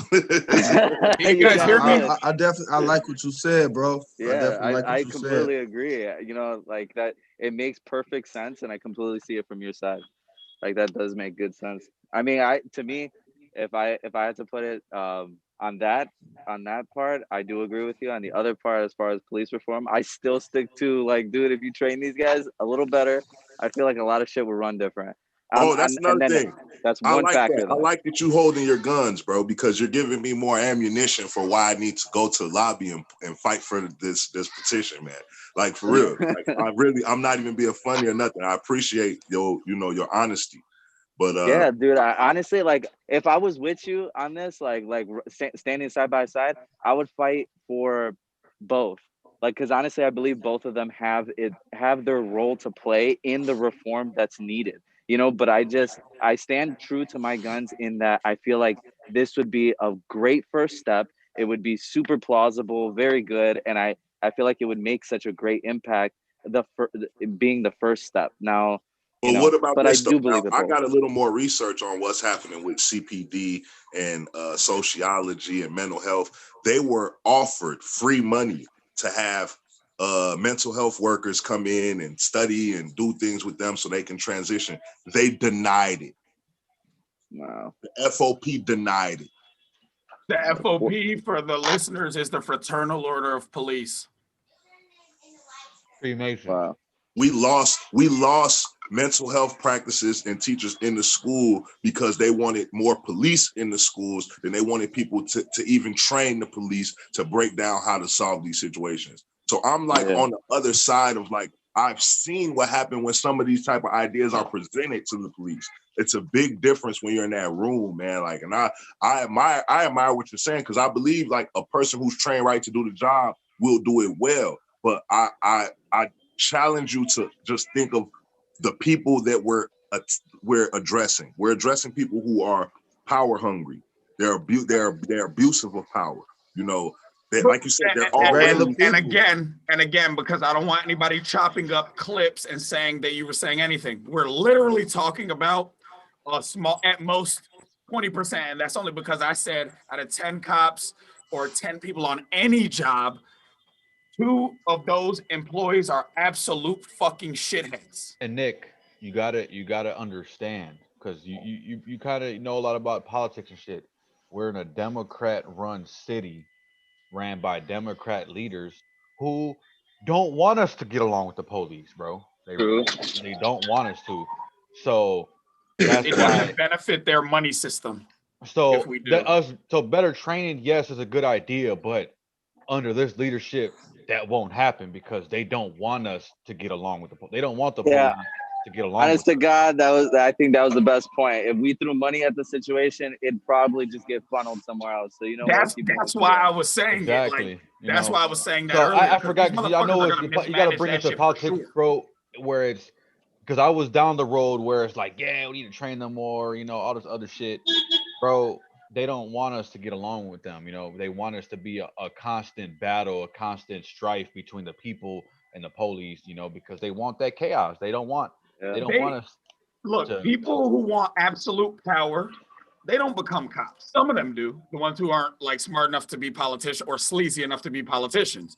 But the people who want absolute power, they need an army for when they want to do fucked up shit to us. Now, if the police are on our side as a part of our community, then they're going to be like, fuck these people. They're going to run down on them with us. But if they can create the division between the people and law enforcement, which they have and are now perpetuating, they have their army. People will get their marching orders. We've seen how shit went down when all these motherfuckers, whether you call them Black Lives Matter, Antifa, or Trump protesters. I don't believe in protesting like that unless it's economic. So we seen how the police got down on these motherfuckers. Like, for Second Amendment, every one of those or groups, First Amendment protected activity. they took turns whooping all their ass. They had enough for every one of their ass. Group took their L's. Like, it don't matter if you're Black Lives Matter, Antifa, or fucking MAGA retards. Like, it don't matter. Everybody caught that L at some fucking point. That's true. All right, so I switched sides. I'm with you guys. Hey, we did it. Hey, I had to bring it to the politic perspective, bro, because you gotta think Democrat, bro. Like, trust me, like those options have been, we've tried that option throughout history. Hey guys, they don't want. I got a hard out in about 10 minutes or so, but I do want to say I don't know why this conversation turned into a conversation about cops. We're gonna make sure to not keep it there next week. But what I will suggest, everybody should go back and check out, because I could easily see how Mogul Minds Network, they hate cops, or these motherfuckers are always talking shit about cops. Not at all. I've actually done a podcast with a homicide task force sergeant. He's been on the podcast. Like, it was a fucking great podcast. We talked about how to bridge the gap between community and fucking the police. He actually was one of the guys that said, he didn't say these words because he's definitely Caucasian, but he was basically saying, like, we need hood niggas. We need real niggas to become police, because that's the only people who can communicate and get shit done with the communities, within the community. Yeah, that would be stupid for them to say that that's what we're saying, because my dad was a cop, retired, and then my cousin's a cop, and my uncle's a cop. So I'd be like, dumb. But even they agree they agree with me in that if there was a reform, a lot of shit would be different. Like, then all these stupid ass cops that are doing stupid ass shit would have more of a reason not to pull their gun. In the end, it's just transparency. So as long as we know, like with the insurance thing, right? We can see perfectly which police has been taking the most of our tax-paying money because they're out here doing stupid shit, like doing whatever. So to be able to hold those cops accountable, so people in the inner cities don't think it's all cops, because we grew up thinking it's all cops, and I was one of those people. But now I've kind of wising up and know it's not all of them. Right. It's just a select I've few met that some make. cool ass cops that let me get away with drinking underage So what publicly. all we're types of looking shit. for is to hold the ones doing the bad shit accountable. So and I know good cops need a feel the same system way. to put The them- good to cops feel hold the them same way. accountable. Like the bad ones should be held accountable for everything. So transparency, seeing who the ones having the most like civil cases, who like that insurance thing with Edwin gave some good insight on that. It's just holding them accountable, being transparent. That's all we're asking for the Yeah. bad ones. So because then that'll make the job easier for the good ones. I agree. Absolutely. There's a couple of episodes that I definitely want you guys to check out on the podcast. But while we're on this conversation, we're talking about holding bad police officers who disrespect their oath and badge accountable. And last week we briefly talked about Excuse Me Officer, which is a company started by a guy from Chicago. He's done a podcast with us, Channing Harris. This is the website. Every interaction you have with a cop, this is not just to go complain about cops. If you meet a fucking cool ass cop, you see this motherfucker looking out for people and shit like that, you can record that shit and put this up here too. This is his mom's, the guy who started this company, his mom's in law enforcement. She's the Cook County Sheriff, I'm pretty sure. So he didn't set out because he hated cops. He set out to do this because his best friend, who was a girl, actually got beat to the point with severe injuries over a road rage accident where an off-duty cop hit her and then got out the car and fucked her up. So that was his reason for starting this company. But I just say all that to say, guys, excusemeofficer.com. Go check that out. And then there's also a podcast that we did. It's called Real Talk Chicago with Homicide Task Force Sergeant. I'm gonna see if I could find that. But that's on our website, mogulminds.net. What's that? Did any of you guys have any? It's 9:30 right now. I got 15 minutes. We gotta wrap. Fucking 9:45. I want to make sure to touch on what's hot in Chicago right now. Is there Hey, can I just jump in real quick and tell y'all, Dogecoin is still early. Hey, I bought that not knowing anything about it like 3 weeks ago, and it's up like 200% today. Bro, it's up like 300%, maybe even more right now. Yeah, I don't even know what the fuck it was. It's called Dogecoin. Right now, its current trading price is like 6 cents, bro. It jumped up today from like fractions of a penny. Right now, it's at 6 cents, and it's going crazy right now. DOGE, right? DOGE. I'm on that. I'm finna drop a ban on that shit. My cousin. Hey, Darrell, in the last like hour, I made $600, bro. Damn. Yeah. So how many shares are there? Huh? Like in total? I dropped a band on it, bro. Just see what the fuck it's gonna do. Damn. Here's the episode I was talking about. And Darrell, while you're at it, if you guys are investing in shit, go back and listen to the episode I did called Global Economic Reset. It was with a finance guy. Long story short, after that, I fucking invested in like, I didn't even play stocks. I didn't even play the market. I invested in 4 different lithium companies, and the one that's up the least is up 86%. One of them is up 111, one of them's 126. It's ridiculous. I don't send me the names. I got it. Shoot me a text or a message, and I'll screenshot the shit that I got and show y'all the percentage changes. I got you. I can't hear you, Darrell. You got my info, nigga. Just go and add me to the list. When you sending that shit out, I don't want to miss nothing. I also want people to go back and check out that podcast. GameStop, and they saying they're gonna AMC might be going up too. Yeah, we talked about that on the top end of the podcast. What these major corporations are doing is incredibly illegal, and Donald Trump could be all types of crooked motherfuckers, whatever you want to call him. All I know is they waited till he was out of office to get that shit off. Because I don't see any situation in which he lets free trade just get put to an end? Because that's essentially what we just saw happen. How the fuck I'm logging into Robinhood and y'all telling me I can't buy no GameStop? What if I want to buy GameStop? They're not even letting people sell.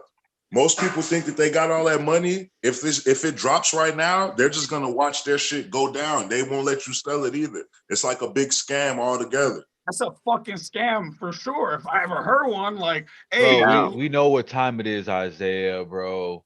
We know what time it is right now. All I'm Foolery. saying, Henry, is I don't know if Uncle Donnie would have let them get that shit off. I don't think he would have. Man, I don't think these people are getting shit off, bro. But we'll see. I think they all motherfuckers just, getting popped left and right, and they assets being moved, or all type of shit's happening right now. So here is the podcast, Global Economic Reset. It's on our website, mogulminds.net. It's our Money Talk podcast, where literally that's what we focus on. Our next episode is going to be in a couple of weeks. All we're talking about is money with people who know money, people who know the market. This man, John Truman Wolf, told me precious metals, always good. But then he said lithium is the new oil, especially. He didn't say this part, but think about it. All the Democrats were pushing Green New Deal, clean energy, and all that goofy shit, right? If they pass legislation that says all these auto manufacturers have to start phasing out fossil fuels, we're going to make a lot of fucking money off this fucking lithium. Either way, we're going to make money off lithium because all of us are on cell phones and smart devices. What you think the battery's made out of? Lithium. Hey, fuel cell energy. I bought that shit. It was like $2 a share, somewhere between 60 cents and $2 a share. It's like a dub now. That's not even the one that's gone up the most for me. I got fuel cell too. I got fuel cell. I had it for a minute. I got it at like $2. It's like a dub now. Right. So I got LAC, Lithium American companies. I got two that I don't remember the name of, so I would have to look at them shits. But one thing we do need to figure out if we're going to be playing this gambling ass game, what companies are getting the government contracts that have to use lithium? And that's what we need to find out and invest in. American Lithium is a smart buy because actually I was looking into lithium probably a few years ago, and majority of the lithium was coming in from overseas. And I think it was like right around the beginning of Trump's term, and he was imposing taxes on importing lithium. Right. So they were actually looking into digging for it here. He forced them to do it here. Yeah, but the largest supply of lithium could not sustain the demand. And so that's why there's multiple companies, right? That right. Are all right. Right. So when you said that LAC, I believe it was, that's one of them. But the problem is that, I mean, it's good to invest American because that will definitely be a go-to for America. But it's also smart to invest with overseas lithium companies due to the fact. Yeah, we just can't supply the demand solely off of. We don't have enough of it in our soil. So does it make sense to invest in like Tesla and all these like electric companies because they have to utilize lithium, or how does that work? So there's a few companies like Tesla. There's one. Yeah, there's one that does exactly what Tesla does, and I forget what the name of it is. It starts with an M. I could get back to y'all on that. I forget the name of it, but they're pretty much trying to roll out a Tesla-like automobile, but with their own battery as well, just like Tesla is doing. And they're much cheaper right now, but they haven't progressed as far as Tesla has with their technology. So I mean, Tesla's, as everybody knows, Elon Musk has surpassed even what's his name, Bezos, as the most. No, that only happened for one day. I think it still holds. I don't know. Bezos. I don't know why. Look, I don't give a shit either way. I don't got as much money as either one of them niggas. I'm just saying that I'm pretty sure that like the next day they're like some shit. I mean they're gonna be playing tennis with this shit, right? Like back and forth. But I mean electric cars is definitely the move. And like Isaiah said, if they start putting sanctions against, these fossil fuels and whatnot, then, those stocks are just going to start increasing even more. Tesla, on the other hand, they're involved in so many other projects and whatnot that, that you can't go wrong. I mean, it's expensive as shit right now, but, still owning fraction shares even of that, I don't think will let you down. Right. Yeah. I got what is this? Oh, you know what's been going up lately? American Airlines. I know this ain't no investment podcast, but I don't know. it just went up 25% today. Does anybody got any good links on any VR or AR stocks? Because that's the new wave. I really want to get into that augmented reality. I do want to get into some of that, like from a investing standpoint, because I know it's gonna be fire. I heard also Boeing. You guys heard of Boeing? They're the company that makes the engines for the planes and the jets. Yeah, Boeing also has a black budget division called no, is that Lockheed Martin Skunk Works? Boeing has anyway, them motherfuckers since we started off with conspiracy shit, they use black budget federal dollars to make fucking UFOs and shit like that. But that's a whole different conversation. Oh sure. Yeah, I was just gonna say that their stock actually like dropped significantly during COVID, just because flying was banned for so long, and it still is limited. But I'm gonna buy some of that shit right now. Yeah, look, don't take my word for none of this. I am no financial advisor. Nobody on here is a financial advisor. Right. If you want to listen to a financial advisor, go back and listen to my episode, Global Economic Reset. That man is a financial advisor. And these are all like for anybody who wants to play with stocks. Again, like research the company. Research the companies. See what the company's plans are. What are they investing into? How are they expanding? What is their trajectory within the next 5-10 years? How soon are you expecting your money back?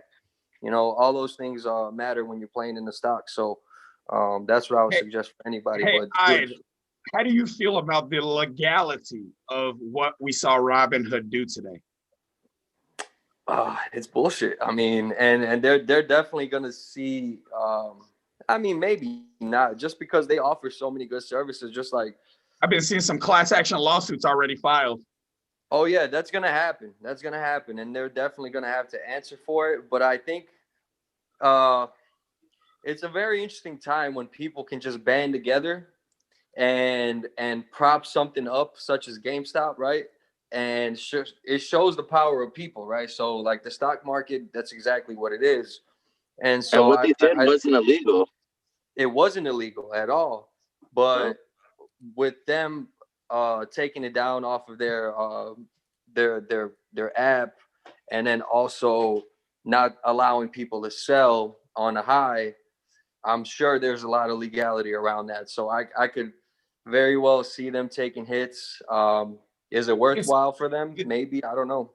Here's the stock that you were the cryptocurrency that you were telling people about earlier today.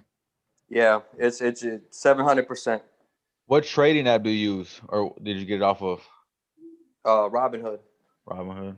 Yeah, it'd be that bullshit, but Yeah, so I'm actually about to pull my money out of Robinhood because Nah.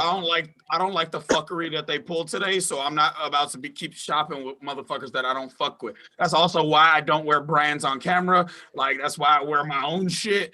Like I don't fuck with shit that we gotta stop supporting shit that we don't fuck with the people behind it. And I don't fuck with motherfuckers. So many people right now. What, Darrell? We can't hear you. You're muted. So many people got fucked because of the bullshit games that they played today. Like I know you and Luis, you guys are, and Edwin, all watching the stock market long before I just decided to hop in 12 weeks ago.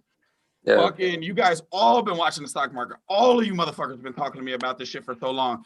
And then I hop in right before they start doing huge, unprecedented fuckery. Like, y'all mad because the people said, nah, we ain't finna let GameStop fucking fail just because the hedge fund billionaire niggas want to let GameStop fail. We finna run that bitch up and make some money. The people should be able to do that. It's a people's economy, is it not?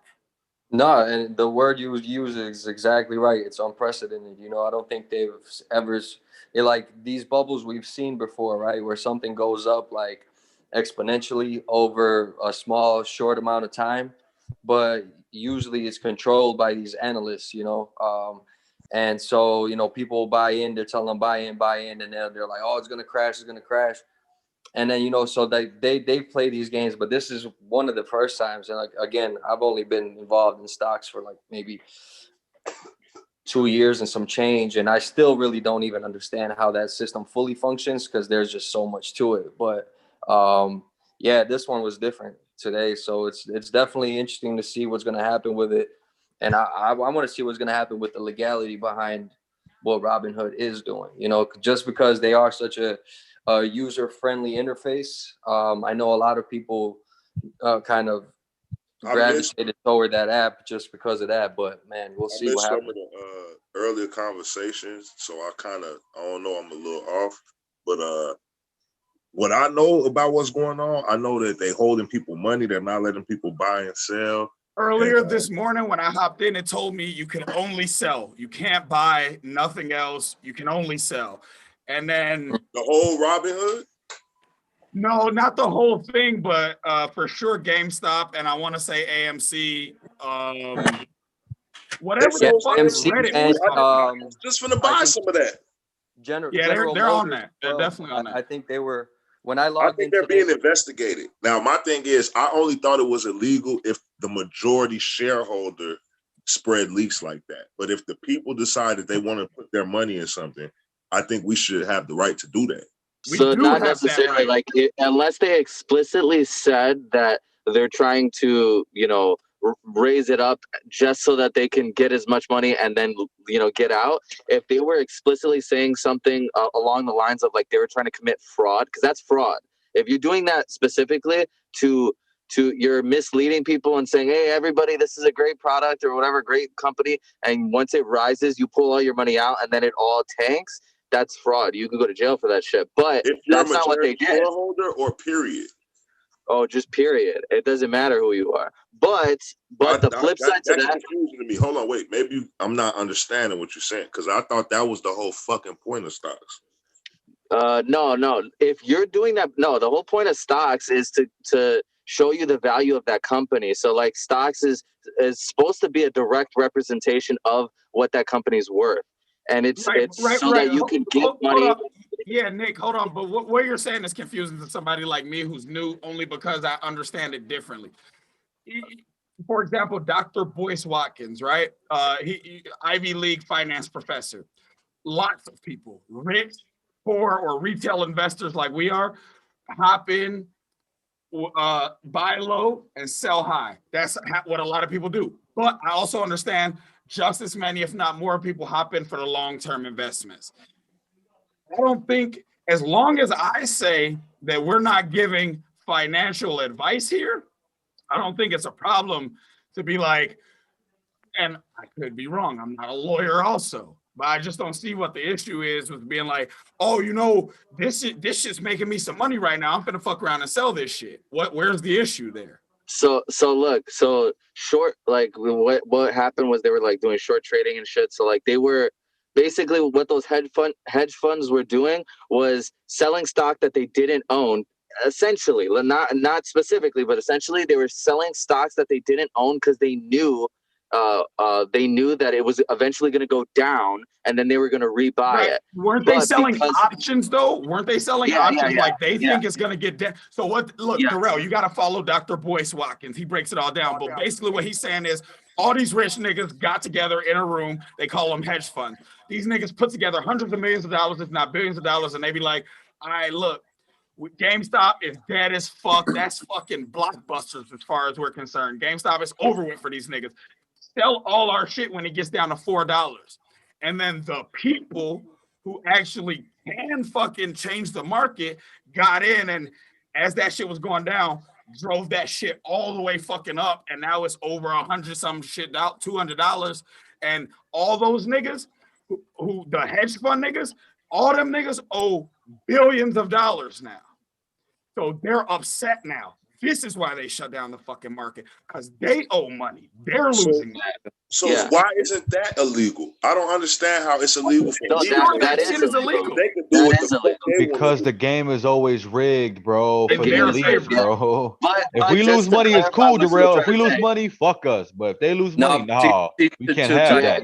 Earlier point. Because This is going to be some groundbreaking shit because it's like, at end of the day, if somebody's going to record them trying to sell this shit and not being able to sell it, and they're going to timestamp it, they're going to have proof. Now, I got 5 different people in different states doing that right now. Yeah, and Yeah, that's what I'm so saying. It's gonna come down to those same hedge fund people. There's gonna be major lawsuits, you know. So this is gonna be not against the hedge fund people, to the apps that are not allowing them to do it, or to the brokerage that they were using, but not to correct. I'm sure Is it the app or the company? Is it GameStop not giving the money to? No, it has nothing to do with GameStop.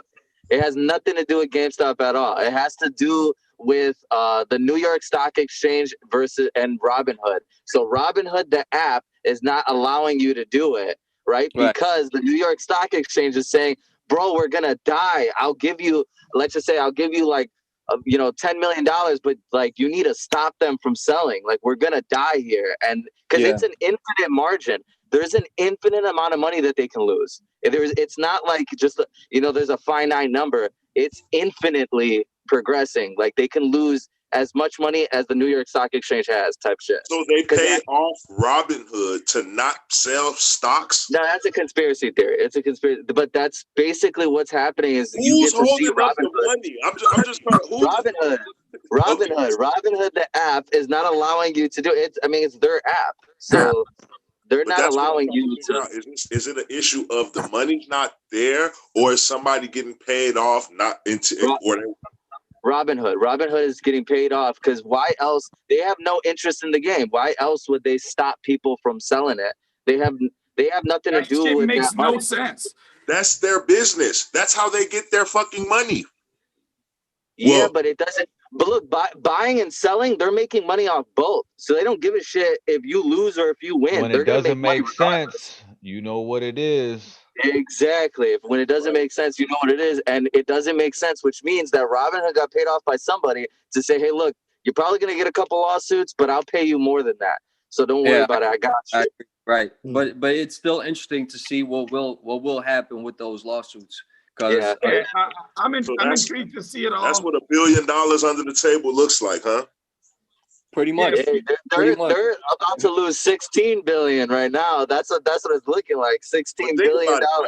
If I run this company and I'm running $16 billion through my company, but I'm a millionaire, shit, give me $1 billion and I'll take that fucking company. Fuck it. Yeah, but you're not even. Those hedge funds don't even have $16 billion. They just lost $16 billion. So what's going to happen is that New York Stock Exchange is going to give that money out for all the people that sell their stock. Give that money out and then say, hey, hedge fund, now you have to buy that stock. So give me that money. Hedge fund's going to say, I don't got it. And now the New York Stock Exchange is shit out of luck. And then that's where that hedge fund goes down. So we're conspiracy theorists, man. And, they're talking about this global reset, all this shit. They have to create a financial crisis.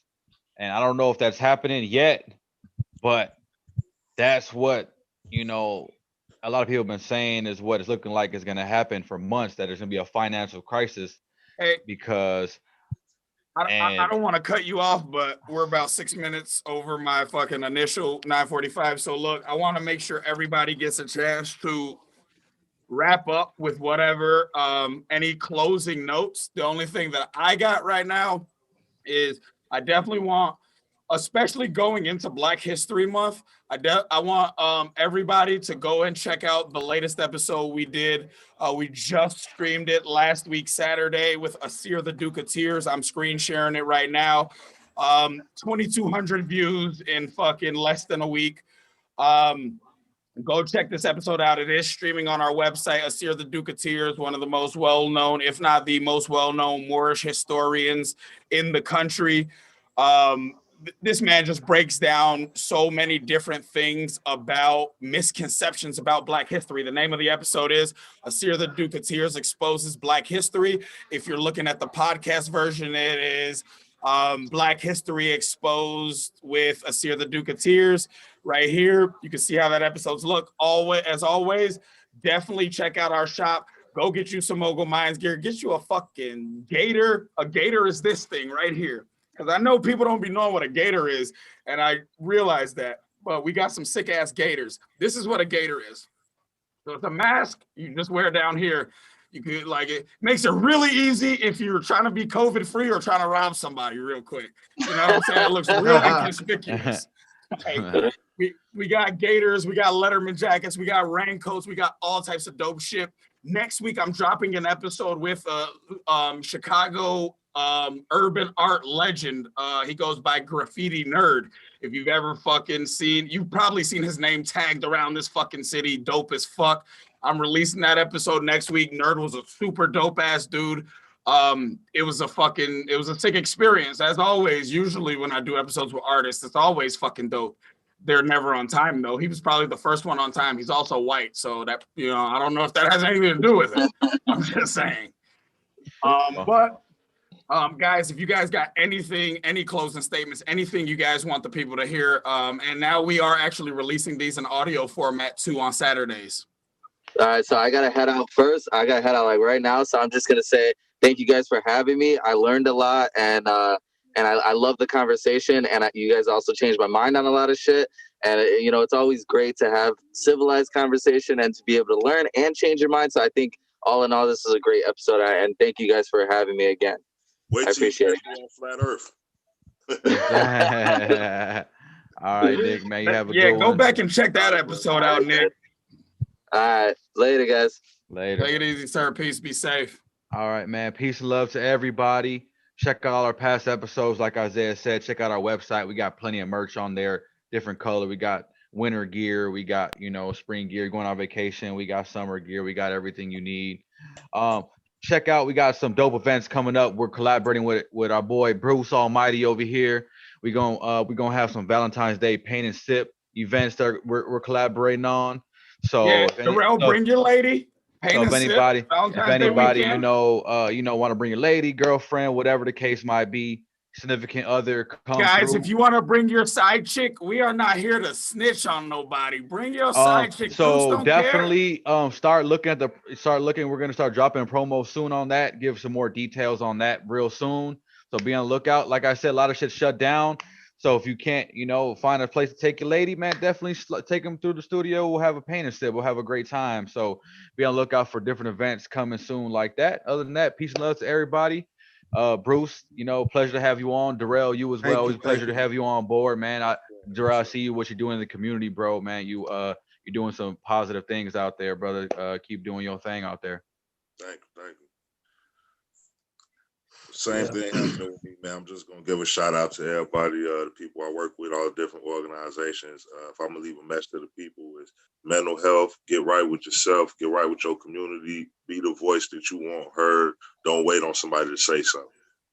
Well, if people want to find a place to seek out people who are looking to help, like you, community activists, what website should they go to? Where should they look? Where should they look to find information on nonviolence in Chicago? The Communities Partnering for Peace is a multi-organizational or multi-group organization. We work all over Chicago, so whatever Communities Partnering for Peace. Communities Partnering for Peace, from Uptown all the way towards the Hundreds, going towards the West Austin area. We all over the city. I cover Uptown, Rogers Park. Anybody want to come get in contact with me? I'm the supervisor of the whole program for the North Side. And like I said, my Cop is off the tribe. Everything else I got going on, I got information personally. So if anybody get in touch with Mogul Minds, want to see what I got going on in the neighborhood, Isaiah knows how to get in contact with me personally. And those are some of the organizations near you, if you're anywhere in the city, that you can reach out to. So basically, he's saying subscribe to our YouTube channel and go to mogulminds.net and hit the About Us section if you want to get in touch with him. Perfectly fine. Appreciate you, sir. Now, Bruce, you're going to be leading these paint and sips that we're going to be doing, we obviously got to have some music going. So I don't know, you might need to partner with Dan and put a playlist or some shit together or something like that. Let them know what vibe you're trying to go for. But Bruce, is there anything that you want to let the listeners know before we go ahead and get out of here? Yeah, I just want to thank Mogul Minds and everybody that joined the podcast today. Yeah, I'm just been working. It's been a hard week. Trying to put together these ideas for different logos and different designs and stuff. Just working as an artist, man. Just that's it really. But other than that, I'm excited for what we got going on with the podcast and the paint us up, man. So Where should the people go to check out your work, Bruce? just check out my Instagram at BH_808 or BH_art21. BH_art21 on Instagram. You can check out both of the pages, same shit. Or as always, if you guys need to get in touch with Bruce, shoot us an email or a DM on one of the many fucking platforms that we're on, and we'll make sure to get you in touch with Bruce. Definitely check out Bruce's Kevin Garnett painting. It was a dope yeah, painting. let's show that right now. Yeah, let's show that. Share that. Kevin Garnett actually shared the shit, man. Exactly. That's what I wanted to share earlier. Let me tell you the story. Let me tell you the story behind when I found out he shared it. Hey, Bruce, so I'm gonna have you tell this story before, and then we're gonna get out of here. I'm gonna pull that up. But what I was about to say was, since you're telling this story, what you should do is you should fucking screen record this portion of the conversation and put this joint up on your fucking page. But oh shit. Yeah, so we just because you got a personal and art page, so I'm gonna boom. All right, so Mr. Hawk. Yeah, so I was in the middle of playing GTA online, about to make $100,000 in just a cargo sale. You feel me? And I get a call like, "Yeah, man, see, Kevin Garnett shared your shit." Ooh, I was like 3 hours behind on checking it out, and I saw it, and I'm like, "Damn, I gotta make this sale on GTA," but at the same time, my heart pumping hard as fuck. I'm so excited about what happened. Like, goddamn, like, so just a crazy mix of shit that was going on. I'm trying to, let this guy know, like, I appreciate him for, making the connections and shit, because it was a guy I knew who knew Kevin Garnett, and he got him to see it. I was just too excited at the same time. He shared it to his story? Yeah, he shared it on his stories and stuff. I was just so excited, and I just wanted to prepare for when it happened. And that's how I found out. It was crazy. Yeah, Kevin Garnett is that's a dope Chicago piece of native. art, man. It looks just like him, bro. So it's definitely a dope piece of art. Y'all see how talented of an individual Bruce is. He got plenty of other in him. So we definitely I go got bars crazy too. Don't forget. We definitely gonna go crazy with this paint and sip. I'm very excited to work with Bruce and Isaiah and Blake and other people that we're gonna get on board for this. I'm very excited, and there's nothing but big things for us to come this year. We going crazy this year, so you guys make sure you guys. We did a lot of growing in 2020, and we don't plan on stopping no time soon. We trying to fucking blow up like GameStop stock. Most definitely. All right, peace and love to everybody. All right, y'all have a wonderful evening. Y'all be smooth. I'm gonna see y'all. He's like this, not like this. I learned this from the Wokies. I'm He's like this. We're This gonna is link unity. This is division. We linking Saturday, fellas. We linking Or Saturday. you can hit the Star Trek. All right, guys. Peace and love to everybody. Much appreciated. Good